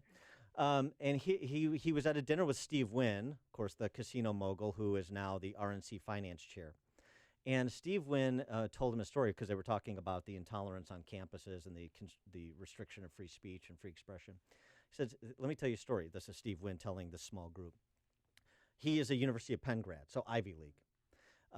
They came to him a couple years ago. I think it was on the occasion of like his 50th anniversary of his graduation, his 50 that class, and said, "Wanted you." The administration came to him and said, "We want to you to head up this big fundraising drive and this big event, and have you be the marquee name and all that." And Wynn said, "Fine," and he said, "Here's something I'd like to do. I'd like to donate $5 million to the University of Penn to endow a chair for Department of Conservative Intellectual Thought. Oh. And Did they turn him down? they turned him down. Oh. And wait, this is the key. Then he said, "Okay, let me do it this way," because the president of the university or whoever he was speaking with, it certainly a senior official said, "No, Steve, I can't do that." He said, "Okay, let me do this: $5 million to endow a chair for a Department of Conservative Thought, and $5 million to endow a chair for a Department of Liberal Intellectual Thought." Seems fair. No, can't do it. Mm-hmm. And so he didn't donate anything, and he didn't show up to the event. But the point is, it's not like the idea of balance. That is still not good enough. It has to be essentially the takeaway. It has to be complete submission to leftist orthodoxy, and we're talking about an Ivy League school like University of Pennsylvania, David French. Well, right. I mean, this is what they would say. Well, if you endow that chair, you're depriving us of our academic freedom. But here's the problem. They've used their academic freedom to completely and totally impose and empower one point of view above all others. Or to the extent that they have diversity, it's the diversity between the left and the far left. I mean, when I was teaching at Cornell Law School years and years ago, and the diversity on the faculty is George W. Bush evil, or is George W. Bush idiotic, or is he both? But that's, not really intellectual diversity. Right. And so that's the kind of monoculture you have on campuses, and breaking through that monoculture is incredibly difficult, because here's what I know is going through the mind of that fundraiser, of that administrator, as he's talking about this multi-million-dollar gift. This is in a university that probably has a multi-billion-dollar endowment. He says, that small amount of money isn't worth the hassle that I would experience from my campus and from my faculty bringing in known conservatives and granting them, tenured track status and promising slots for people who study conservative thought. That is just not worth it. There's no way I could make that work on my campus without causing a constant headache and constant pain. Well, right, and one of the points that I contend is that when people say, "Where are the administrators? Where are the department heads? Where are the adults on campus?" Whoa. The adults on campus know exactly what's going on. They're part of it. They're complicit, if not cheerleaders, and that's something I don't think people truly appreciate. Right. Oh, yeah, absolutely. Especially when it comes to some of the more radical activism, the administrators on campus are not just cheerleaders; they're facilitators, they're organizers. Because let's not forget, the ranks of the administrators include, all these deans of diversity centers and diversity deans and things like that, and they're absolutely on the front lines of activism. Well, I have to tell you, I really enjoyed your article. It's sad, but it's a poignant article you wrote, a suicide in Texas, about the University of Texas Arlington student who was he got a glance from a gay student, and then the student turned it into something that it was not. Right. I mean, there is a crisis, a constitutional crisis on campus right now, and one of the crises is a crisis of due process. So here you had a student, there was a he said situation where a straight student said that a gay student made a pass at him that he didn't like, and he got up and moved seats in class, and the gay student said that the straight student had made fun of him and called him, gay slur. And the administration, rather than conducting a fair hearing, as the policy dictates, this is the allegations in a lawsuit, the administration essentially delegated decision-making to one person, heard from both sides, but prevented the straight student from gaining access to any witnesses, from communicating with any witnesses, found him responsible for sexual harassment, and essentially began to crush his academic career. And the poor kid later ended up committing suicide, just a few days later. And, we don't know all the ins and outs of the human heart and why somebody would do that. But it's a horrible story, and it's a story where there was clearly, again, if these allegations of the lawsuit are correct, clearly agenda-driven witch hunt environment against this straight student, depriving him of due process, depriving him of a fair hearing, And the thing is, this is not all that unusual on campus. There are dozens and dozens of lawsuits and threatened lawsuits right now on college campuses across the country because of this witch hunt environment created by campus radicals who believe, for example, that people don't ever lie about rape or people don't ever lie about sexual assault. And they're trying to wipe out, predatory male culture or toxic masculinity. And so young men across campuses, across the United States, are being subject to these kangaroo courts. And it's a unfolding scandal that parents are only just now becoming more fully aware of. Parents better pay attention to where your kids are going to college or where you're sending them. David French, senior writer for National Review, senior fellow at the National Review Institute. David, thanks so much for joining us. Appreciate it. Thanks so much for having me. I appreciate it. And he joined us on our turnkey.pro answer line. It's news, opinion, insight. This is Chicago's Morning Answer on AM 560.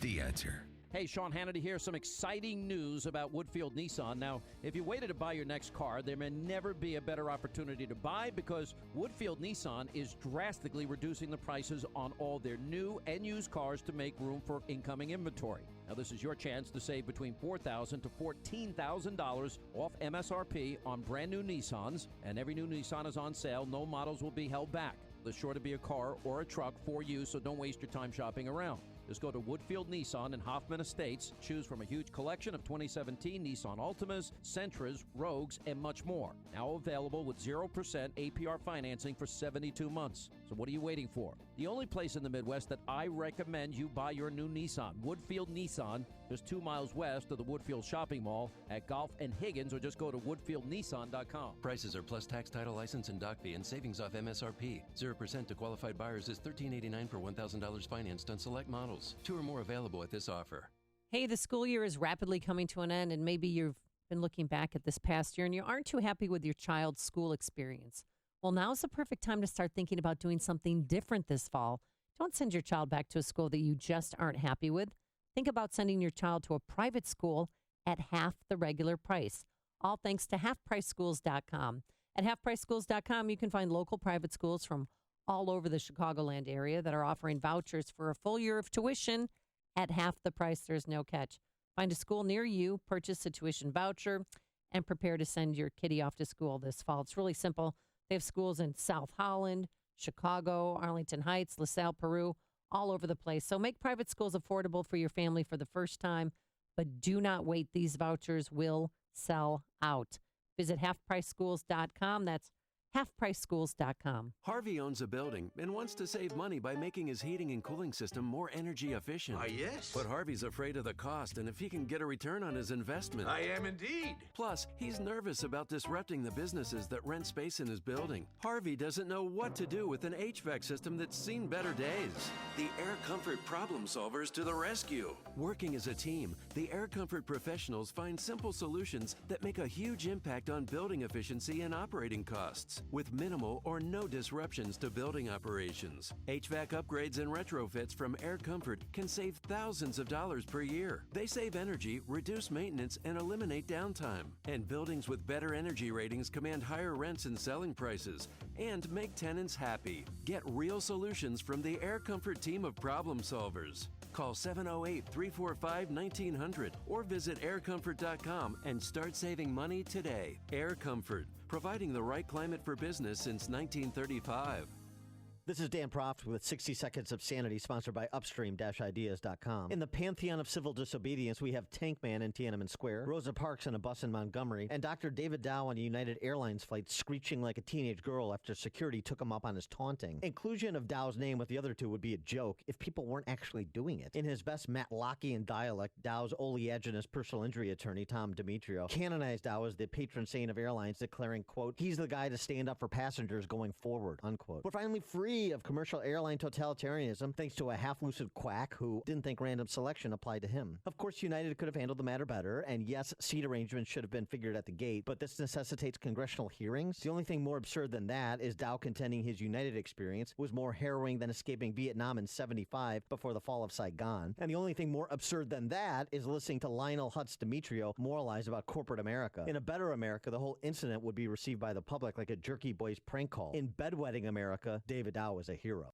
A storm is on the horizon, and you need to keep the lights on no matter what. Your business relies on the power being on 24/7. It's the lifeblood of your data and computer systems. Weather-related outages from the power company are not acceptable. Your need for a source of power that's reliable 24/7, along with round-the-clock service that can dispatch technicians to your site immediately, is mission critical. Your business needs Charles Equipment Energy Systems on speed dial. These are the big boys, not residential or solar, but reliable industrial generators for emergency backup or events. When you need more than a 100-foot extension cord plugged into a small engine generator, call Charles Equipment Energy Systems. They keep the lights on with rental generators for job sites or power outages. The storm season is here. Plan ahead. Call now to prepare generators for sudden damage and potential power outages. Call 630-834-6000. That's 630-834-6000 or charlesequipment.com. charlesequipment.com. Balance of Nature's fruits and veggies.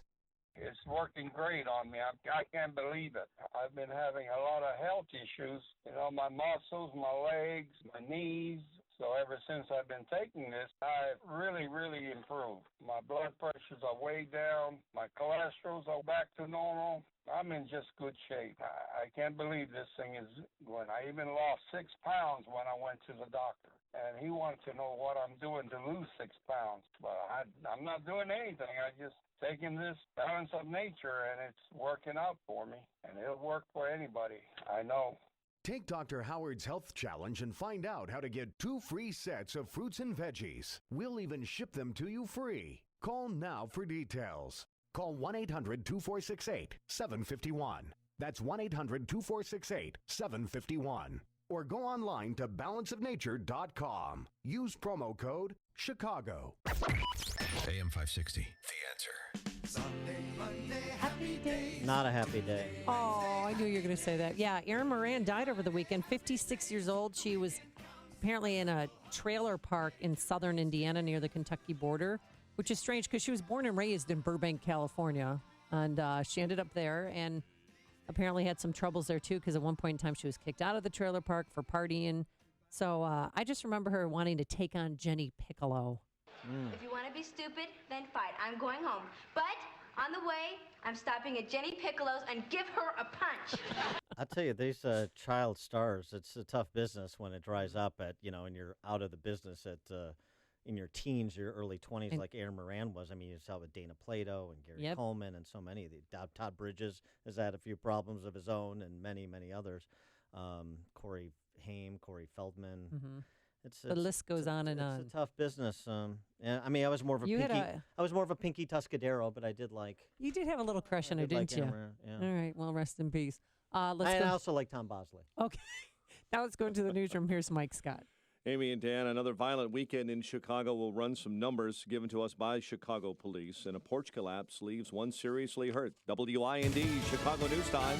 Hey, Fox News Radio. I'm Dave Anthony. That border wall President Trump promises to build is a very important tool stopping drugs from pouring into our country and poisoning our youth.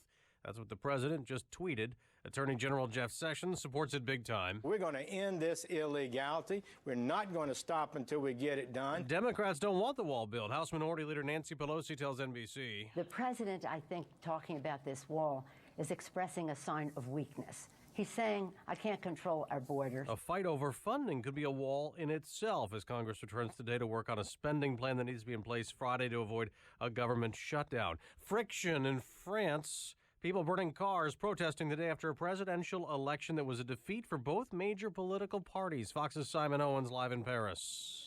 Dave, the second and final round of the election here will be a contest between independent centrist Emmanuel Macron and anti-globalization far-right leader Marine Le Pen. Those two securing the most votes in yesterday's first round. At Le Pen's election night soiree, supporter Lise Caillot told me Le Pen is unfairly labelled as extreme. The media are going to start a campaign, a fear campaign, like don't vote Marine Le Pen, that will be the apocalypse. Yeah, we've seen the apocalypse in the US with Trump, with Brexit, and the apocalypse didn't happen. The result means for the first time in modern French history, neither of the main parties here made it through the first round. Dave? Simon, the election sends stock markets soaring in Europe. Surging futures on Wall Street suggest a big opening bell rally in a half hour. In the dark after midnight, a Confederate memorial was taken down in New Orleans. Supporters who call it a symbol of heritage are not happy. If there was a vote, they wouldn't be taking it down in the middle of the night. Politicians in office that made that decision, right? 3 other Confederate monuments will also be taken down this week in New Orleans, considered by critics as symbols of racism and oppression. Fox News Radio, fair and balanced. Skies are mostly sunny in Chicago, 45 degrees at 8:02 on AM 560. The Answer. Good morning, everyone. I'm Mike Scott. Wheaton College. The entire community is in mourning after a student was killed over the weekend volunteering at a Wheaton College home track meet. Service was held last night at the Pierce Memorial Chapel to remember Ethan Roser, 19-year-old Cincinnati resident beginning studies to be a pastor. He died after being struck on the head Saturday during a hammer throw event. Roser was transported to Good Samaritan Hospital in Downers Grove, where he was pronounced dead. An autopsy is planned for later today. The search is underway to find a man accused of placing a plastic bag over a girl's head while trying to kidnap her on the west side. Chicago police say the child was playing on the sidewalk near Jackson Boulevard and Lockwood Avenue when she fell off her bike. The suspect approached, placed that bag over her head. The girl kicked him, and that man ran away. Citations are pending following an accident involving a CTA bus that injured 3 on Chicago's south side. 2 vehicles collided near 95th and Stony Island. One of those vehicles then crashed into the bus. 1 person in serious condition after a porch collapse in the Edgewater neighborhood. The cause has not been released. The victim taken to St. Francis Hospital in Evanston. Former President Barack Obama in town today, making his first public appearance since leaving the White House in January. The president speaking today about civic engagement at the University of Chicago. Chicago sports, Celtics even up their opening round set with the Bulls, 104-95, in spite of 33 from Jimmy Butler. Reds 7-5 winners over the Cubs, while the White Sox beat the Indians 6-2. The news, a service of Accountemps. Every accounting team faces cyclical, project, and seasonal peak workloads. Let Accountemps help. Their highly skilled accounting and finance pros can quickly assist with all of your temporary staffing needs. Call them today or visit Accountemps.com. Accountemps, a Robert Half company. 8:04, time for the AM 560 Business Beat from the Fox Business Network and a service of Turnkey.pro. Here's Jenny Casola. From the Fox Business Network, the number of foreclosures is on the decline. Real estate research company Adam Data Solutions says in the first quarter of this year, foreclosure filings dropped 19% nationwide from a year ago. The number of foreclosures is now at the lowest level since 2006. There's a merger in the medical supply business. Becton Dickinson & Company is buying C.R. Baird for $24 billion. The deal's been approved by both boards, but needs the approval of regulators.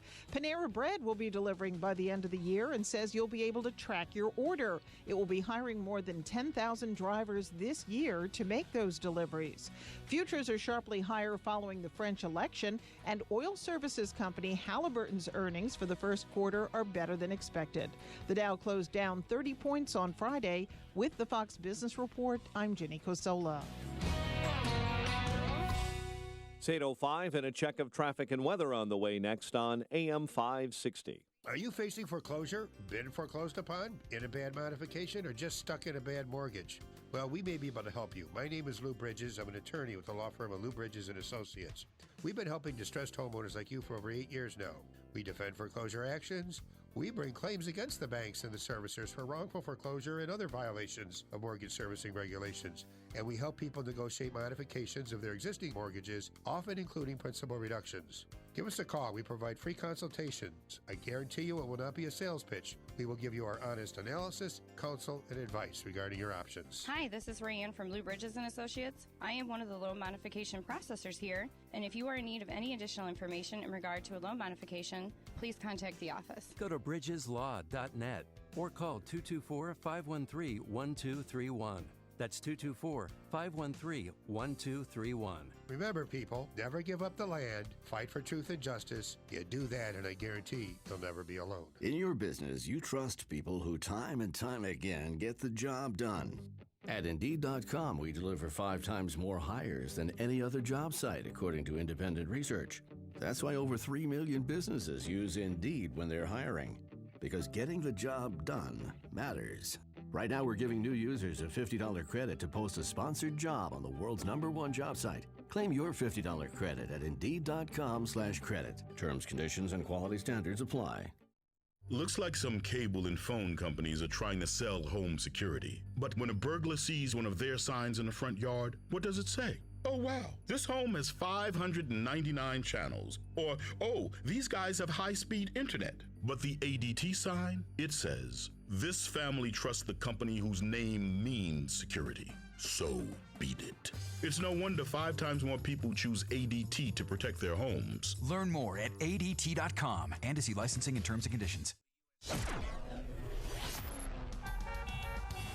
8:07 and a check of the roads in the Alarm Detection Systems Traffic Center with Dominic Fortini. Jumping into our delays, outbound Edens, it's a half hour from Montrose to Lake Cook, while the inbound side of the Kennedy hung up Nagel into the Hubbard Tunnel. 53 minutes O'Hare to downtown, 28 in from the junction, 23 in the inbound Express. Outbound brake lights Washington through Harlem. 42 minutes downtown to Montrose, 59 out to O'Hare. Inbound Ike, an hour 25. Thorndale in an hour 4 from Manheim. It's an hour 8 from the post office to Thorndale on the outbound side. Pretty slow from Costner out to 25th. Delays continue on the inbound Stevenson, an hour 29 from 355 into the drive, an hour 14 in from the Tri-State. Biggest bulk of the delay stayed to Lakeshore thanks to road work. Inbound Ryan, 31 minutes, 95th in, while the inbound Bishop Ford backs up right along the Stony Island feeder. Southbound Tri-State, a little slow near Route 21. Northbound Tri-State delays Harlem to 31st, then between 88 and the Grand Avenue curve. Watch for some slow spots northbound 355 that begin right near Boughton into 88. Traffic answers when you need them the most. I'm Dominic Fortini on AM 560. The Answer. Chicago's Morning Answer continues next. Your official Chicagoland weather forecast from the AirComfort.com Weather Center with meteorologist Kevin Snyder. For today, partial sunshine, high 71, then a partly cloudy night, low 52. Clouds and sun tomorrow, high 75, then cloudy night with a little late-night rain, low 60. Breezy with a shower or thunderstorm, some heavy on Wednesday, high 73. I'm Kevin Snyder on AM 560, The Answer.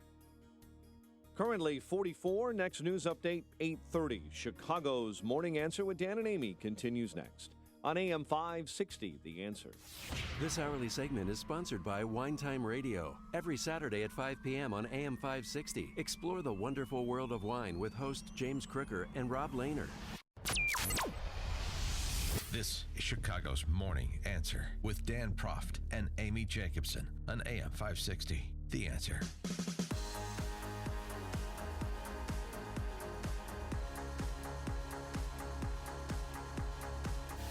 Good morning, Dan and Amy. So now that we've seated Judge Gorsuch, a lot of important cases before the court that may turn out quite differently than he not been seated, or there's still been the vacancy. One of them, although this may have turned out the same, it's interesting, some of the reactions during oral arguments. One of the important cases for religious freedom, Trinity Lutheran Church v. Pauley. And it's this in is St. Louis, right, in Missouri. Mm-hmm. And this is regarding. They want the playground paved. Well, this is regarding the Catholic bigotry of the Blaine amendments. Your children go to Blaine School in Chicago because Chicago celebrates Catholic bigotry, and a lot of times Catholics join right in because they're that ignorant. But this is an important case. The Wall Street Journal opined on it over the weekend, suggesting that, and I'm quoting the Journal, religious liberty had a good day at the Supreme Court last week. They go on to cite Justice Kagan. Discrimination against the church is a, quote, clear burden on a constitutional right, unquote, said Kagan, because, quote, people of a certain religious status are being prevented from competing in the same way everybody else is for a neutral benefit.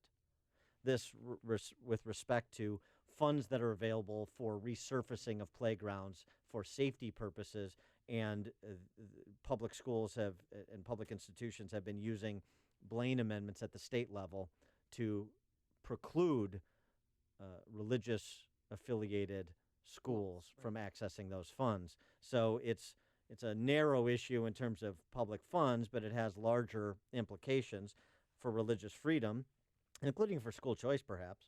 And for more on this topic, we're pleased to be joined by Rick Hess, who is the Director of Education Policy Studies at the American Enterprise Institute. He's also the author of a new book that you should check out for those interested in K-12 reform and thinking about what K-12 education should look like in the 21st century.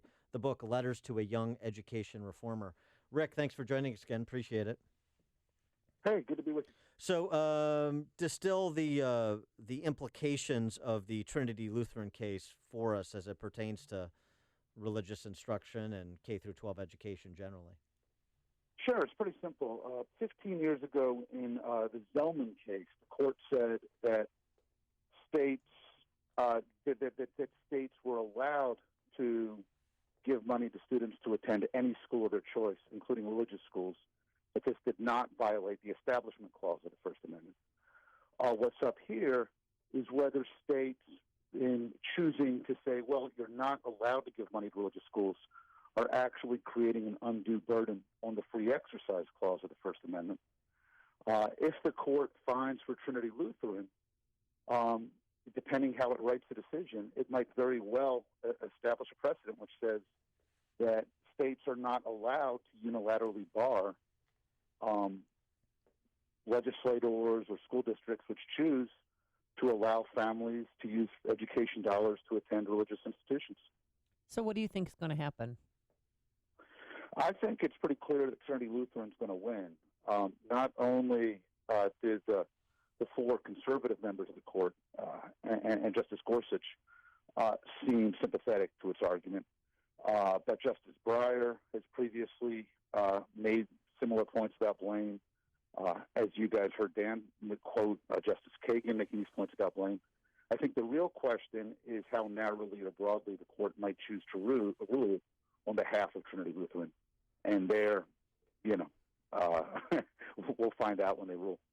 What's the state of affairs? I mean, we're talking about the possibility of a government shutdown and all that blather this week in D.C. But I wonder if you could give us a little bit of an update with as celebrated and controversial an appointment as Betsy DeVos was for Trump's education secretary.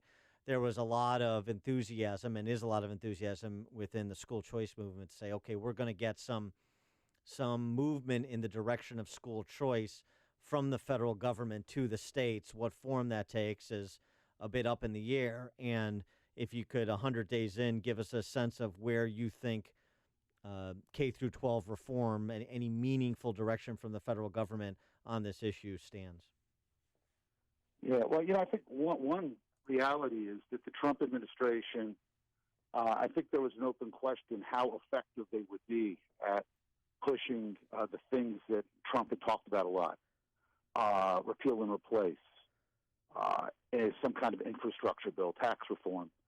The early indicators are that between the late start and division in the White House and bungled relationships with Congress, that the administration is not off to a particularly effective start.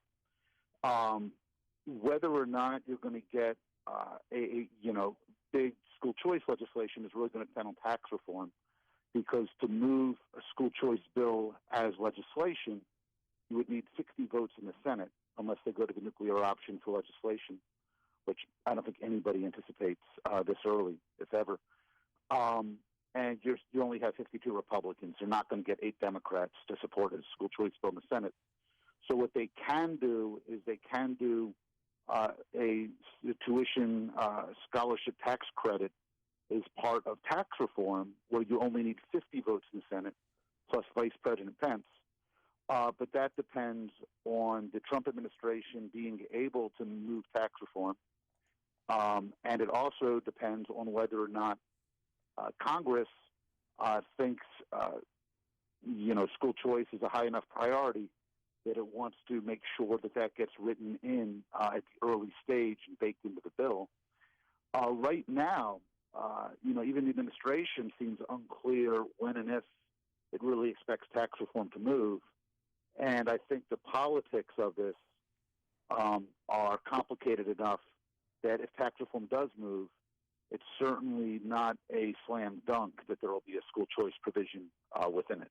If the latest iteration from Mnuchin and the administration that they are going to introduce a tax reform package as soon as this week, but certainly they're recasting their desire and their belief in their ability to get tax reform done by August.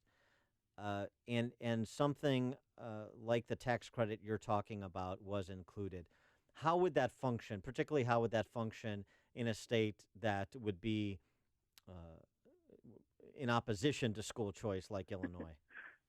Sure. So, I mean, so given that we're talking about hypothetical language, there's no guarantees.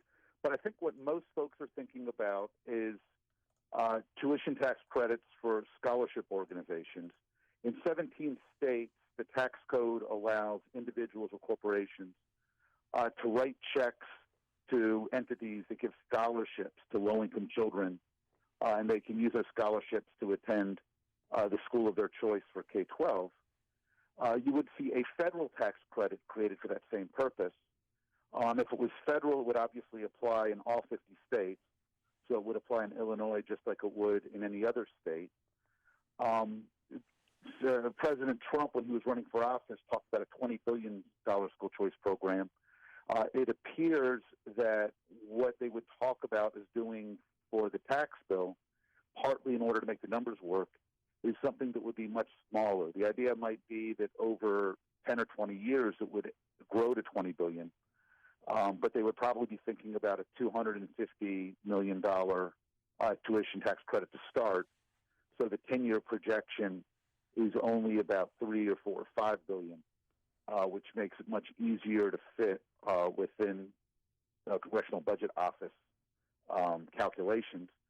And what that would do is it would allow individuals or corporations, instead of writing their usual check to the U.S. Treasury, to instead write a check to a scholarship organization in their state that would give funds to kids to attend the K-12 school of their choice, and they could take a dollar-for-dollar reduction in their federal tax.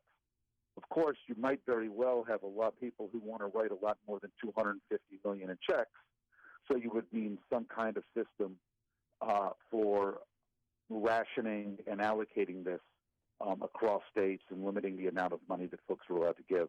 The machinery of that is very much up in the air. And then this is essentially how the Florida school choice program took form at the state level. That's exactly right. Yeah. That's the model for what they're talking about. All right. He is Rick Hess. He is the Education Policy Studies Director at the American Enterprise Institute. The book, Letters to a Young Education Reformer. Rick, thanks for joining us again. Appreciate it. Hey, my pleasure. Good to be with you. And he joined us on our turnkey.pro answer line. The more you listen, the more you'll know. This is Chicago's Morning Answer. Morning Answer on AM 560. The Answer.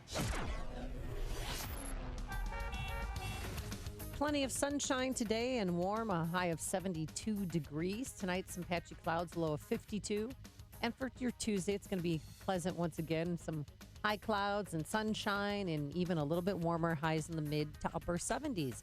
Let's get those travel times. Are they high? Here's Dominic Fortini, who joins us in our Alarm Detection Systems Traffic Center. Certainly they are high and getting higher, especially on the inbound side of the Kennedy. Backups Nagel into the Hubbard Tunnel, 53 minutes O'Hare to downtown, 28 in from Montrose, 23 on the inbound express. Quite slow on the outbound side from the Burns Circle to Canfield. 47 minutes downtown to Montrose, an hour 9 out to O'Hare. Traffic pretty tight inbound Ike, an hour 25. Thorndale in, an hour 4 in from Manheim. Pretty tight from 17th into the Burns Circle. Brake lights outbound Costner to 25th. That'll be an hour 8 from the post office to Thorndale. Inbound Stevenson, an hour 18 from 355 in the drive, an hour 5 in from the Tri-State. While the inbound Ryan starts to slow at Pershing in the express lanes, 47th in the locals. Schedule 31 minutes, 95th into downtown. Inbound I-57 a bit slow near 107th into the Ryan thanks to ongoing road work. Southbound Lakeshore hits the brakes Hollywood to North Avenue. Delays continue northbound Tri-State Harlem to 31st and northbound 355 on the brakes between Boughton and 88. Traffic answers when you need them the most. I'm Dominic Fortini on AM 560, The Answer. My name is David Hochberg, Vice President Lending at Pearl Mortgage. If you're purchasing a home, give me a call. A borrower called me after contacting the lender who boasts about having the lowest rates and closing costs because he thought my competitors' closing costs were excessively high. I compared loan estimates and the interest rates were identical, but our definitions of low closing costs were a lot different. Fact is, my closing costs were over $1,000 less than the lender claiming to have the lowest closing costs. When purchasing a home, you can either work with the lender who talks and talks and talks and talks about low closing costs, or you can work with me, a lender who actually has low closing costs.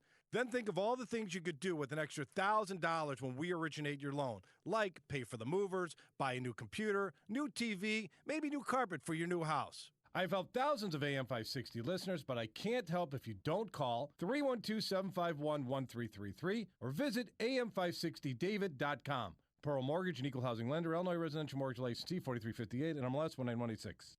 I'm James Furr. I'm a 70-year-old Vietnam veteran, and I have hepatitis C. My main focus was to take care of hepatitis C.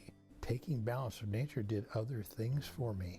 I was feeling more energetic. My mental acuity had increased. When I play golf, I would notice that bending over to line up a putt, I would have a bit of a struggle to stand back up. But even now, 10 years later, I stand up better than I did then. Taking Balance of Nature, getting fruits and vegetables into your system is just another way to deal with hepatitis C.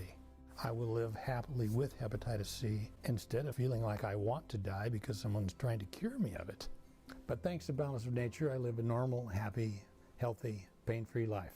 Take Dr. Howard's Health Challenge and find out how to get 2 free sets of fruits and veggies. We'll even ship them to you free. Call now for details. Call 1-800-2468-751 or go online to balanceofnature.com. Use promo code Chicago. AM 560, The Answer. Hey, Joe Walsh, tax reform. Is this the week we learn something about Donald Trump's tax reform plans? Let's hope so.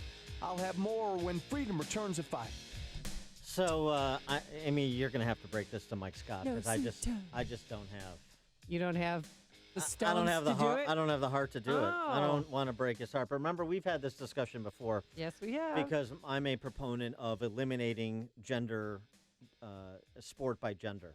Right. I want the left's philosophy that's coddled and acquiesced to by so many otherwise sensible people to destroy something that people actually enjoy, like sports. It's one thing if it destroys a business that I don't care about. What if it destroys sports, including sports for your kids, for your daughters? Then will you care about it? Maybe. Let's put it to the test. And my suggestion was that if you eliminated gender distinctions in sport, right, there'd be virtually no girls in sports because they would not be able to compete with men. Right. I know. And hence I wouldn't have my volunteer job as a coach. Well, you could coach men. Yeah. As you're doing. Yeah, that's right. Or soon Trying to to be men. do. Yes, adolescent men. Yes. But here's the thing. We argued about whether or not literally teenage boys in most sports would dominate professional athletes that are female. Right. So, we compared it to the women's and the WNBA team playing. What do we remember?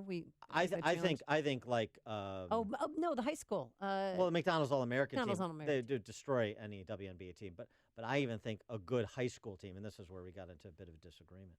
Even a good high school team, take our state champion, take Morgan Park. Right. They destroy a WNBA team. You think they destroy the Chicago Sky? Yeah.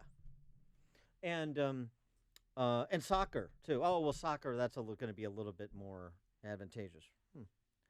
This underreported story. I wonder why. All right, just say it. In preparation for 2 upcoming friendlies against Russia, the United States women's national team, the women's national soccer team, played FC Dallas under-15 boys academy team. Yeah, the U15 is like Chicago Fire. Under 15. Uh-huh. And the under-15 boys academy team beat the women's national soccer team 5-2. Were they trying hard, though, or were the girls holding back to make the boys feel better? Yeah. Mm-hmm. What do you think? I mean, I'm sure they weren't playing like they're playing for the gold medal, but shouldn't a women's national team be able to just go through the motions and win, right? I mean, you don't want to be embarrassed. You don't want this to become a national story as it is by losing to an under-15 boys team, do you? No, you don't. So well, I mean, they say in the report that the U.S. team surely wasn't going all out. Oh, of course not. With the main goal being not. to put some minutes on the pitch. No, of course not. Build chemistry. Well, here's the point. When it comes to moving the ball around and improve defensive shape. Yeah. To get their defensive shape. The point is not this game. Mm-hmm. The point is to say when you redefine gender out of existence, which is what the left wants to do, which is what's happening in college campuses, in corporate America, in schools, your daughters are going to see their opportunities decline.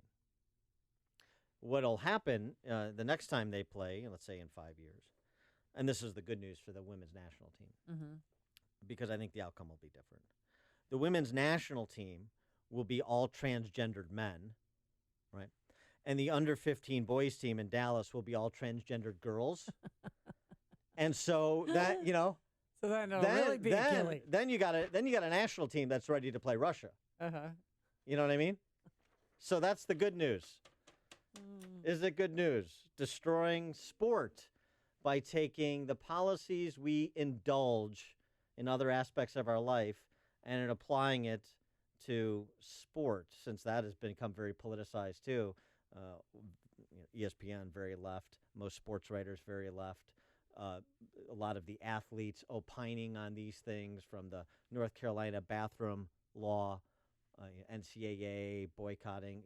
We're not going to have anything at North Carolina so long as they don't capitulate, which if they don't capitulate on the bathroom law, which they ultimately did. So what about applying it fully? The full incorporation of what you are complicit in. So many people who are otherwise common sense, so many people who are center right who just shrug their shoulders. Redefining gender out of existence doesn't matter. Redefining marriage out of existence doesn't matter. Redefining life out of existence doesn't matter. Nothing matters. Well, wait till it's visited upon your doorstep.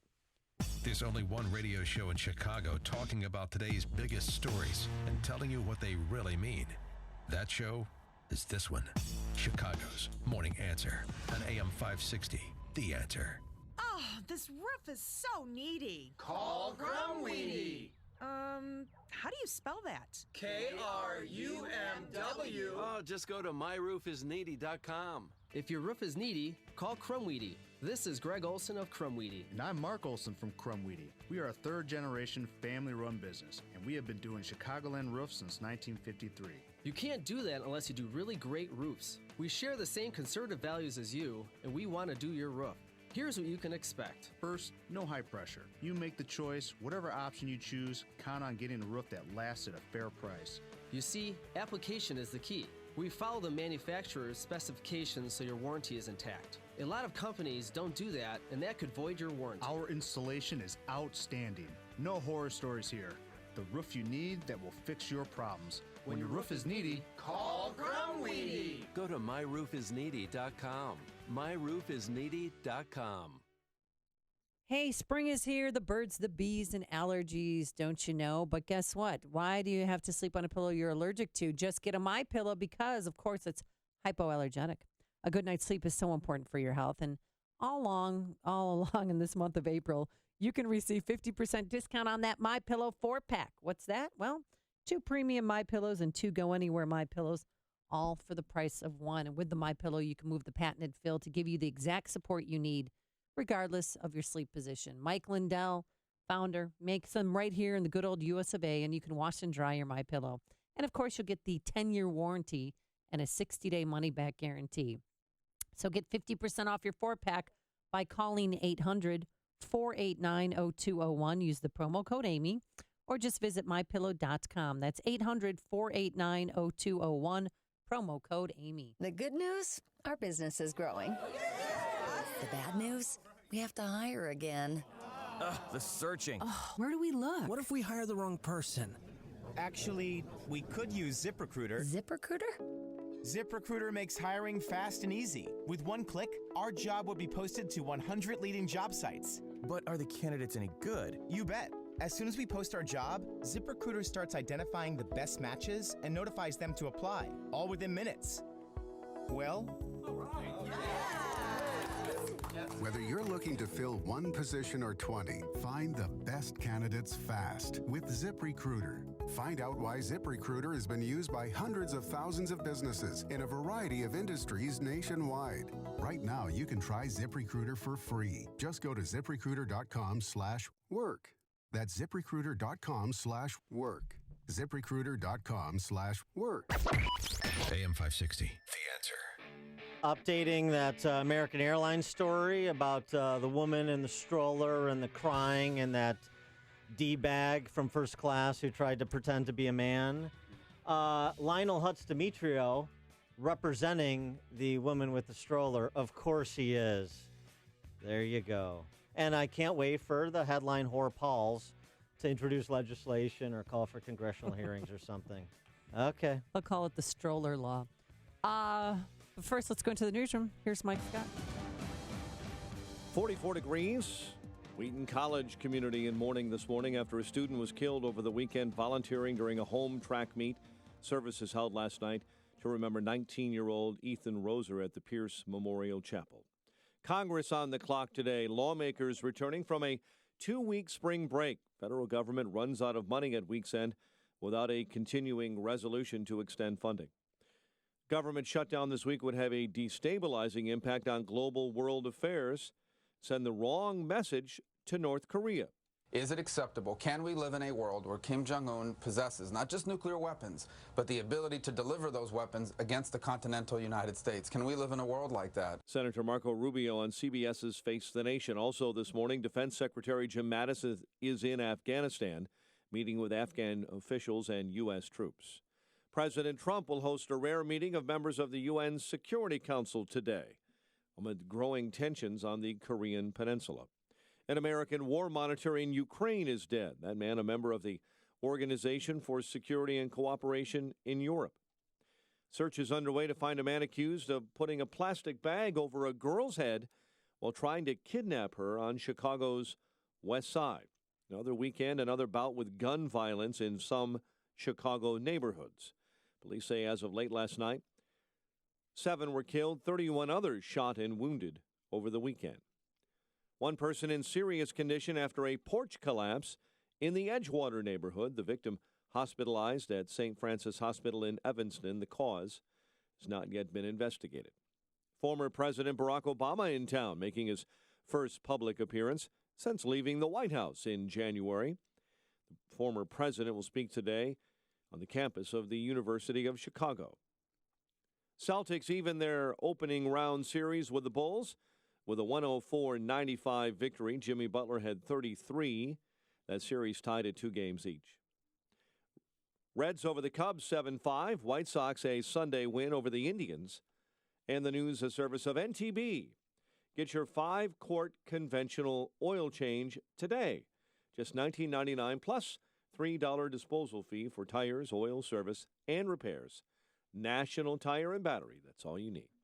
8:34 and a check of traffic and weather on the way next on AM 560.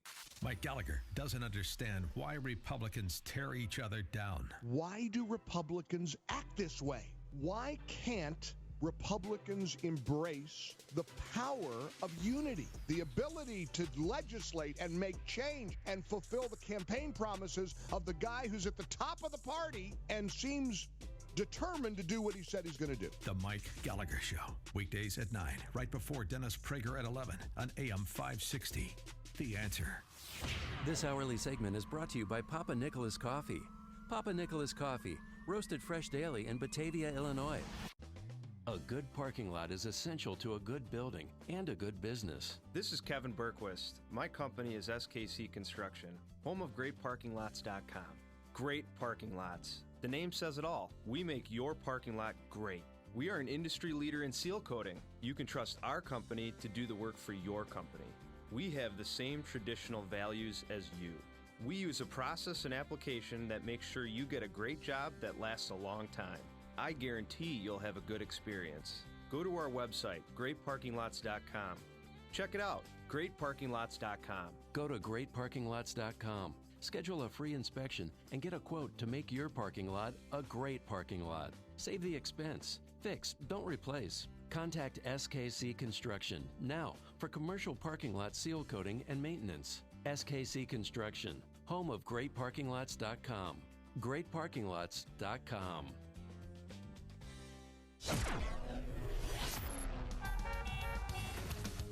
8:36 and a check of the roads. Alarm Detection Systems Traffic Center time. Here's Dominic Fortini. Eden's in 20 minutes. Lake Hook into the junction, outbound at 32, heavy Montrose to Church. Inbound Kennedy at 57 minutes, O'Hare to downtown. 34 in from the junction, 31 in the inbound express. Also Ohio feeder ramp backed up.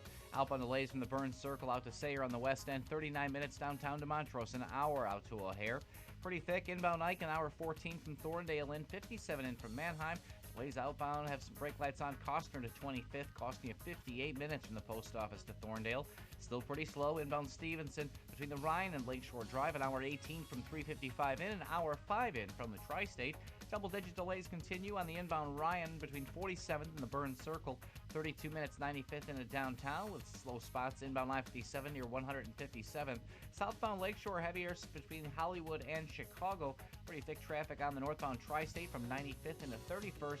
Delays eastbound 80 slow you up between 355 and LaGrange. Traffic answers when you need them the most. I'm Dominic Fortini on AM 560, The Answer. Chicago's Morning Answer continues next. Your official Chicagoland weather forecast.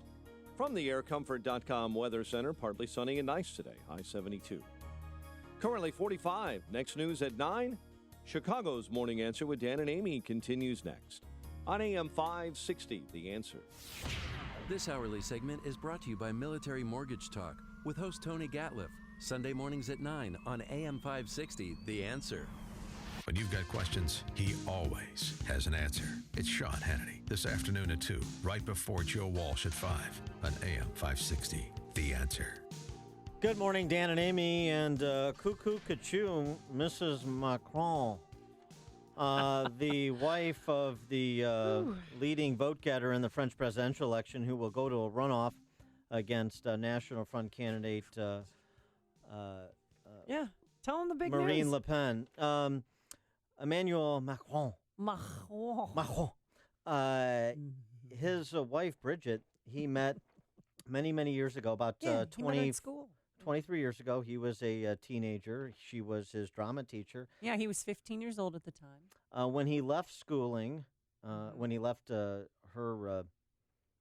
tutelage to finish his schooling in Paris, he vowed to marry her. Mm-hmm. And in 2007, that happened. Brigitte is 24 years older than Macron. Yeah. She was married with 3 children, but she left her husband and began a relationship with her former people. They married in 2007. They kept it kind of under wraps, didn't talk a lot about it until, of course, his rise to prominence and being the favorite to be the next president of France. So how about that? Yeah, when he told his parents that he was in love with he was hot for teacher. Well, the thing is her daughter, Lauren, was in the same class, so they thought that he was in love with the daughter, and then they found out it was the teacher. They did go to a Catholic school, Dan. That's where all this happened. So, and she also has 7 grandchildren and maybe some great-grandchildren. Yeah. She's old. I mean, she's 64 years old. She looks great for her. She looks like a cross between Carly Simon and Linda Evans, kind of.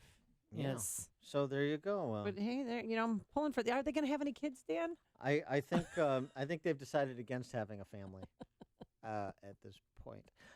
So here's the thing. Now, on the actual merits of the two candidates, it's kind of interesting because a lot of conservatives are looking at Le Pen as the Trump candidate, as the Brexit candidate. But it seems a bit more complicated than that. And there's a couple of good write-ups, both in Wall Street Journal about the actual proposals of the two, where Macron is much more free market than Le Pen, number one, talking about eliminating thousands of government jobs, talking about reducing the corporate tax rate in France. And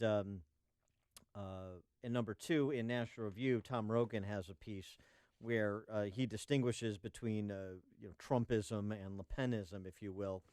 There's neither one are conservatives, but in terms of what we owe to our French allies because of Lafayette's great contribution during the Revolutionary War, it's not so simple to just say Le Pen, Populist National Front, that's an extension of the revolt against the ruling class. It's a little bit more complicated than that, particularly since neither one of the quote-unquote ruling class parties has a candidate in the runoff, which is the first time that's happened in the modern era. For more on this topic, as well as some topics on this side of the pond, we're pleased to be joined again by our friend Michael Goodwin. Of course, he is a New York Post columnist and Fox News contributor. Michael, thanks for joining us. Appreciate it. Good morning, guys. Thank you. So just to kind of the implications of the French election, Trump has been relatively quiet on the topic, but I wonder if you hear any emanations from the White House about the importance of the outcome of the election on May 7th. Well, look, I think it is an extremely important outcome, particularly when you look at Le Pen's positions vis-a-vis the European Union and even NATO. Yeah. She has called for France to withdraw from both. Now, I think the NATO is the lesser of the two, frankly, in the short run, because that I think is something the French would not give up across the board. But the European Union, I think, is really the crux of the issue here.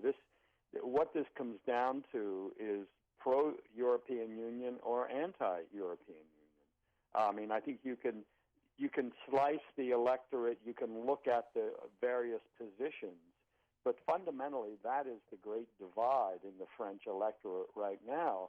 And it is noteworthy, as you said, that neither of the major parties made it to the runoff.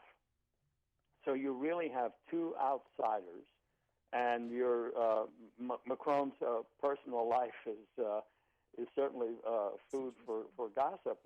In this country, it would be, a bigger issue. Those French, Francois Hollande, Melania and sure, yes. President Trump had a curious personal life of his own, the socialist president now.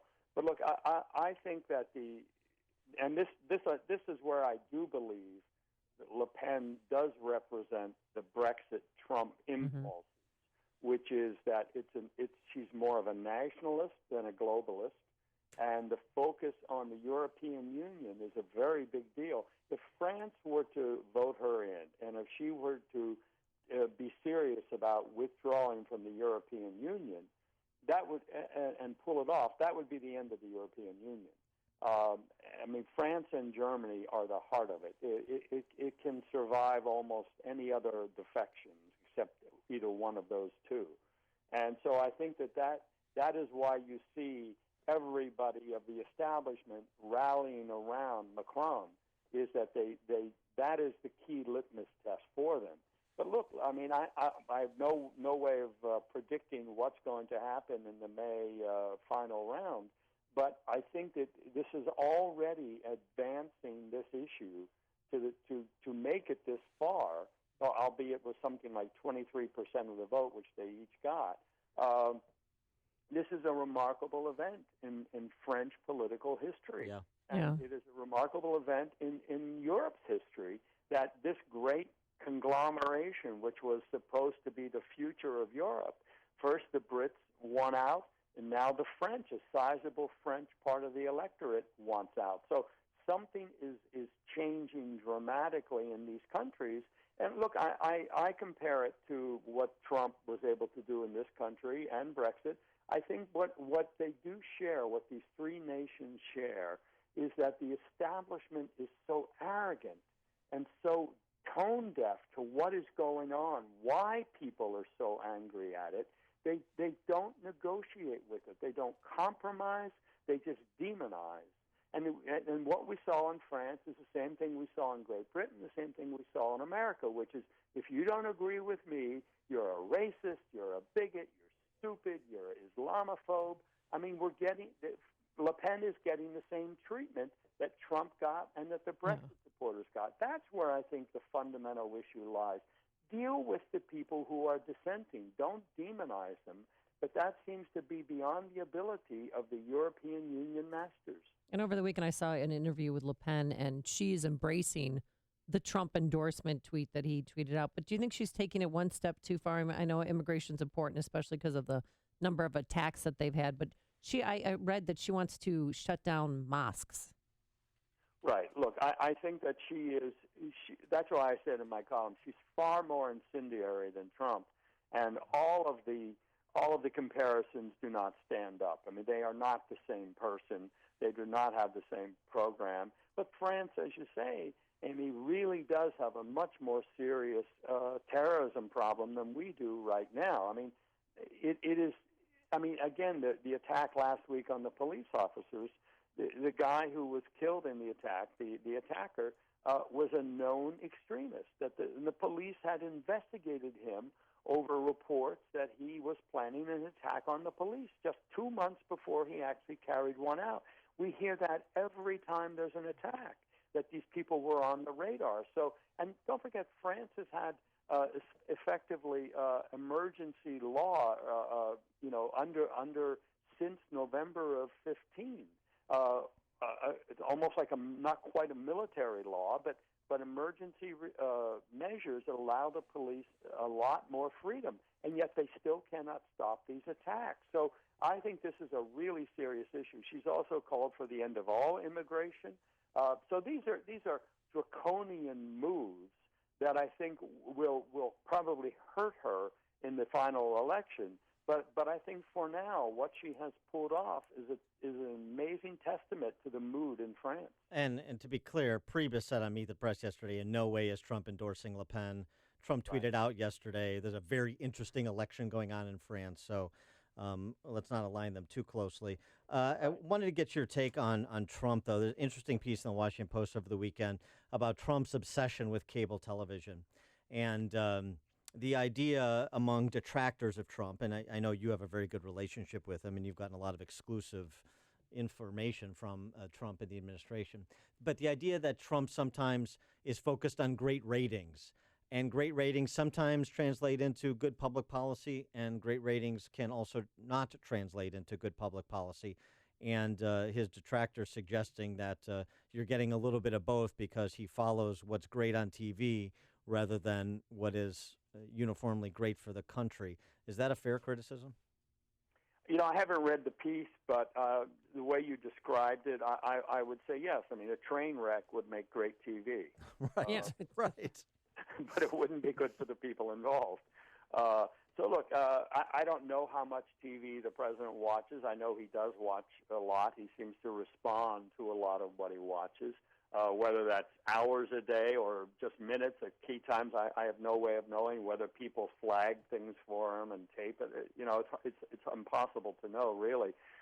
But look, I do think that one of the things that must be said about the 100 days measurement, which I do believe it is valid up to a point, that it is traditional, and he is president, so he can be held to that standard as well. I think one of the things that is not being talked about is that there is now there is a disappearance or a diminishing of this talk of Russia collusion. There's no longer, other than Maxine Waters, to my knowledge, anybody in Congress talking about impeachment. And I think there is a grudging acceptance that Donald Trump is president and that the election stands. It's not going to be overturned. And that the Democrats are going to have to negotiate with him, and they're going to have to use Congress as a way to get what they can, because he intends to be president. He intends to use the office of the president to further his campaign promises. And so this has now entered a new phase. Yes, he has not swept the field. He has not gotten big legislation through Congress, but neither have they succeeded in turning him out of office. So we've entered this new phase now, which I think is going to be better for the country now that we've all settled into something of a normal status quo. He is Michael Goodwin, New York Post columnist and Fox News contributor. Michael, thanks as always for joining us. Appreciate it. My pleasure. Thank you both. And he joined us on our turnkey.pro answer line. Before you see it on TV, share it on Facebook, or read about it in the paper. Hear it here first. This is Chicago's Morning Answer on AM 560. The Answer. Coming up next, the sudden death of Happy Days star Joni Cunningham. But first, forecast for today, partly sunny and nice today, a high of 72 degrees. And tomorrow, more of the same, but a little bit warmer. We'll hit a high of 75 and some rain around here on Wednesday. Let's get into our Alarm Detection Systems Traffic Center and say hello to Dominic Fortini, who tomorrow Jim Telemonte is back. So thanks for filling in, Dominic. Always a pleasure. Outbound Edens on the brakes. Montrose to Willow, a half hour from the junction to Lake Cook. Inbound Kennedy, 57 minutes. O'Hare to downtown, 34 in from the junction, 31 in the inbound express. Pretty solid between Austin and the Hubbard Tunnel. Outbound delays between the Burns Circle and Sayre cost you an hour downtown out to O'Hare. Elevated travel times continue on the inbound side of the Eisenhower. An hour 15, Thorndale in, 50 in from Mannheim. Heaviest delays between Des Plaines and the Burns Circle. Outbound side on the brakes at Cicero, 57 minutes from the post office to Thorndale. Solid traffic continues inbound Stevenson. It's an hour 13 from 355 in, an hour 1 in from the Tri-State. Watch for backups on the inbound Ryan. That'll cost you 35 minutes, 95th into downtown. Brakes lights, making it tight near 47th. Inbound I-57 slows at 107th. Inbound Bishop Ford, a little bit tied up near 115th. Southbound Lakeshore still on the brakes at Hollywood. Northbound Tri-State, stop and go between 95th and 31st. Continual delays northbound Veterans Memorial. That slows you up between Boughton and the Reagan. And we've got more delays between the Arbor Trail Toll Plaza and 290. Traffic answers when you need them the most. I'm Dominic Fortini on AM 560, The Answer. This is a life-changing message for anyone with sleep apnea who is on the go and tired of dragging around a big, bulky home CPAP device. Now there's finally a portable device that's as small as a soda can and weighs less than a pound. You can even add a battery that's as tiny as a deck of cards. It's the Transcend Mini CPAP. And right now, you can try Transcend absolutely risk-free for 10 days. So call now, 1-800-400-9121. Transcend is the world's first portable mini CPAP device. It gives you the freedom to sleep in total comfort anywhere you are. Our smallest and most advanced portable design ever, Transcend is so small and so light, you can fit it in your briefcase or purse to use anywhere you go. It's FAA compliant too, so you can even sleep comfortably while flying. Enjoy the freedom to sleep comfortably anywhere. To receive your 10-day in-home trial, call minicpap.com now. 1-800-400-9121. Again, that's 1-800-400-9121. If you have a retirement plan, you want to protect it. You depend on it. Your family depends on it. That's why you need the Ultimate Retirement Protection Plan, written by Bob Carlson, America's #1 expert on retirement. The federal government can change the rules for your retirement plan at any time without warning, unless you arm yourself with the Ultimate Retirement Protection Plan. It includes 4 special reports: the new rules of retirement, your 20-minute estate plan, hidden real estate tax bombs to avoid, and 5 easy chair portfolios. Go to retirementwatchradio.com and you'll also get a risk-free membership in our private research letter, Bob Carlson's Retirement Watch. It includes a monthly newsletter, weekly hotlines, website access, and more, all for just $49 with a 90-day money-back guarantee. Call 800-552-1152. That's 800-552-1152. Or go to retirementwatchradio.com. That's retirementwatchradio.com. Protecting your future is just a phone call or a click away. Did you know that if you have mutual funds in your IRA, 401k, or investment accounts, that according to Forbes magazine, you could be paying as much as 3.17% in hidden fees every single year? 3.17% may not sound like much, but over 10 years, it's costing you 32%, whether your fund is up or down. Hi, it's Tom Fortino of the Alpha Wealth Group in Chicago and host of the Alpha Wealth Hour on AM 560. This is just one of the reasons I hate mutual funds, and you should too. You may not know this, but you have far more investment options today without the excessive fees. Learn what they are in my free report, The Truth Behind Mutual Funds. What you learn may shock you. To get your free report, The Truth Behind Mutual Funds, call 630-519-4742. There's no obligation. That's 630-519-4742. Investment advisory services. Offered through Retirement Wealth Advisors, Inc. Balance of Nature's fruits and veggies. Did you know reading a food label is simple? The nutritional facts can be confusing and misleading, so just read the ingredients list. If the ingredient seems too long for that particular food, don't eat it. If you can't read it, don't eat it. If it contains ingredients you're not familiar with, don't eat it. If it looks like it came from a factory or a laboratory instead of a kitchen, stay away. Don't eat it. Choose foods made from whole grains, whole fruits and vegetables, and other real ingredients. Here's microbiologist Dr. Kim O'Neill talking about balance of nature. Scientific research has shown that many cancers and lifestyle diseases can be prevented with a diet rich in fruits and vegetables. This prevention comes from the phytochemicals in the plants. They fight against oxidants that damage the cell's DNA, causing mutations that lead to disease. I don't take any supplementation, but I take Balance of Nature because I know, I've seen it in my lab, and I know that it works. I've seen the immune response increase, I've seen your DNA repair capacity increase, and I've seen DNA protection. And that, to me, as a scientist, rings so true. Even my doctor thought it was a good product. I mentioned, he says, am I taking any supplements? And I told him Balance of Nature. He said, you know, if there's one to take, he says, you're taking the right one. Normally, I'm sick every year with bronchitis or a bronchial pneumonia. Seriously, 2, 3, 4 times a year. I have not had that at all this year. Balance of Nature is celebrating its 20th anniversary by providing you the best offer they've ever given. 2 free months of fruits and veggies and free shipping. Call 1-800-2468-751. That's 1-800-2468-751. Or go online to balanceofnature.com. Use promo code Chicago. We are amazed at what it does. It is really a wonderful product. Most folks are scared to even begin the process of buying a new car. No doubt shopping for a new vehicle can be intimidating. You want a dealer that really helps you get the best car for you and your family and skips the high-pressure nonsense. That's Joe Cotton Ford. They're here to help you find the new Ford car or truck that fits your lifestyle and your budget with no hassles, no drama, no high-pressure sales tactics. Really. You just can't find that kind of great customer service these days, so relax. Car buying doesn't have to stress you out. At Joe Cotton Ford, you have their word. Your satisfaction is their top priority. In fact, that's why Joe Cotton Ford is one of the highest repeat customer dealerships in Chicagoland. They take pride in working with generations of Ford buyers and their families, whether they're buying their first vehicle or their 14th. Get to Joe Cotton Ford and drive home a new Ford car or truck today. Gary and North Avenue and Carroll Stream, or at joecottonford.com. That's joecottonford.com. AM 560, The Answer. So Erin Moran died over the weekend. You know, Very Joni sad. Cunningham. Well, did you have a crush on her?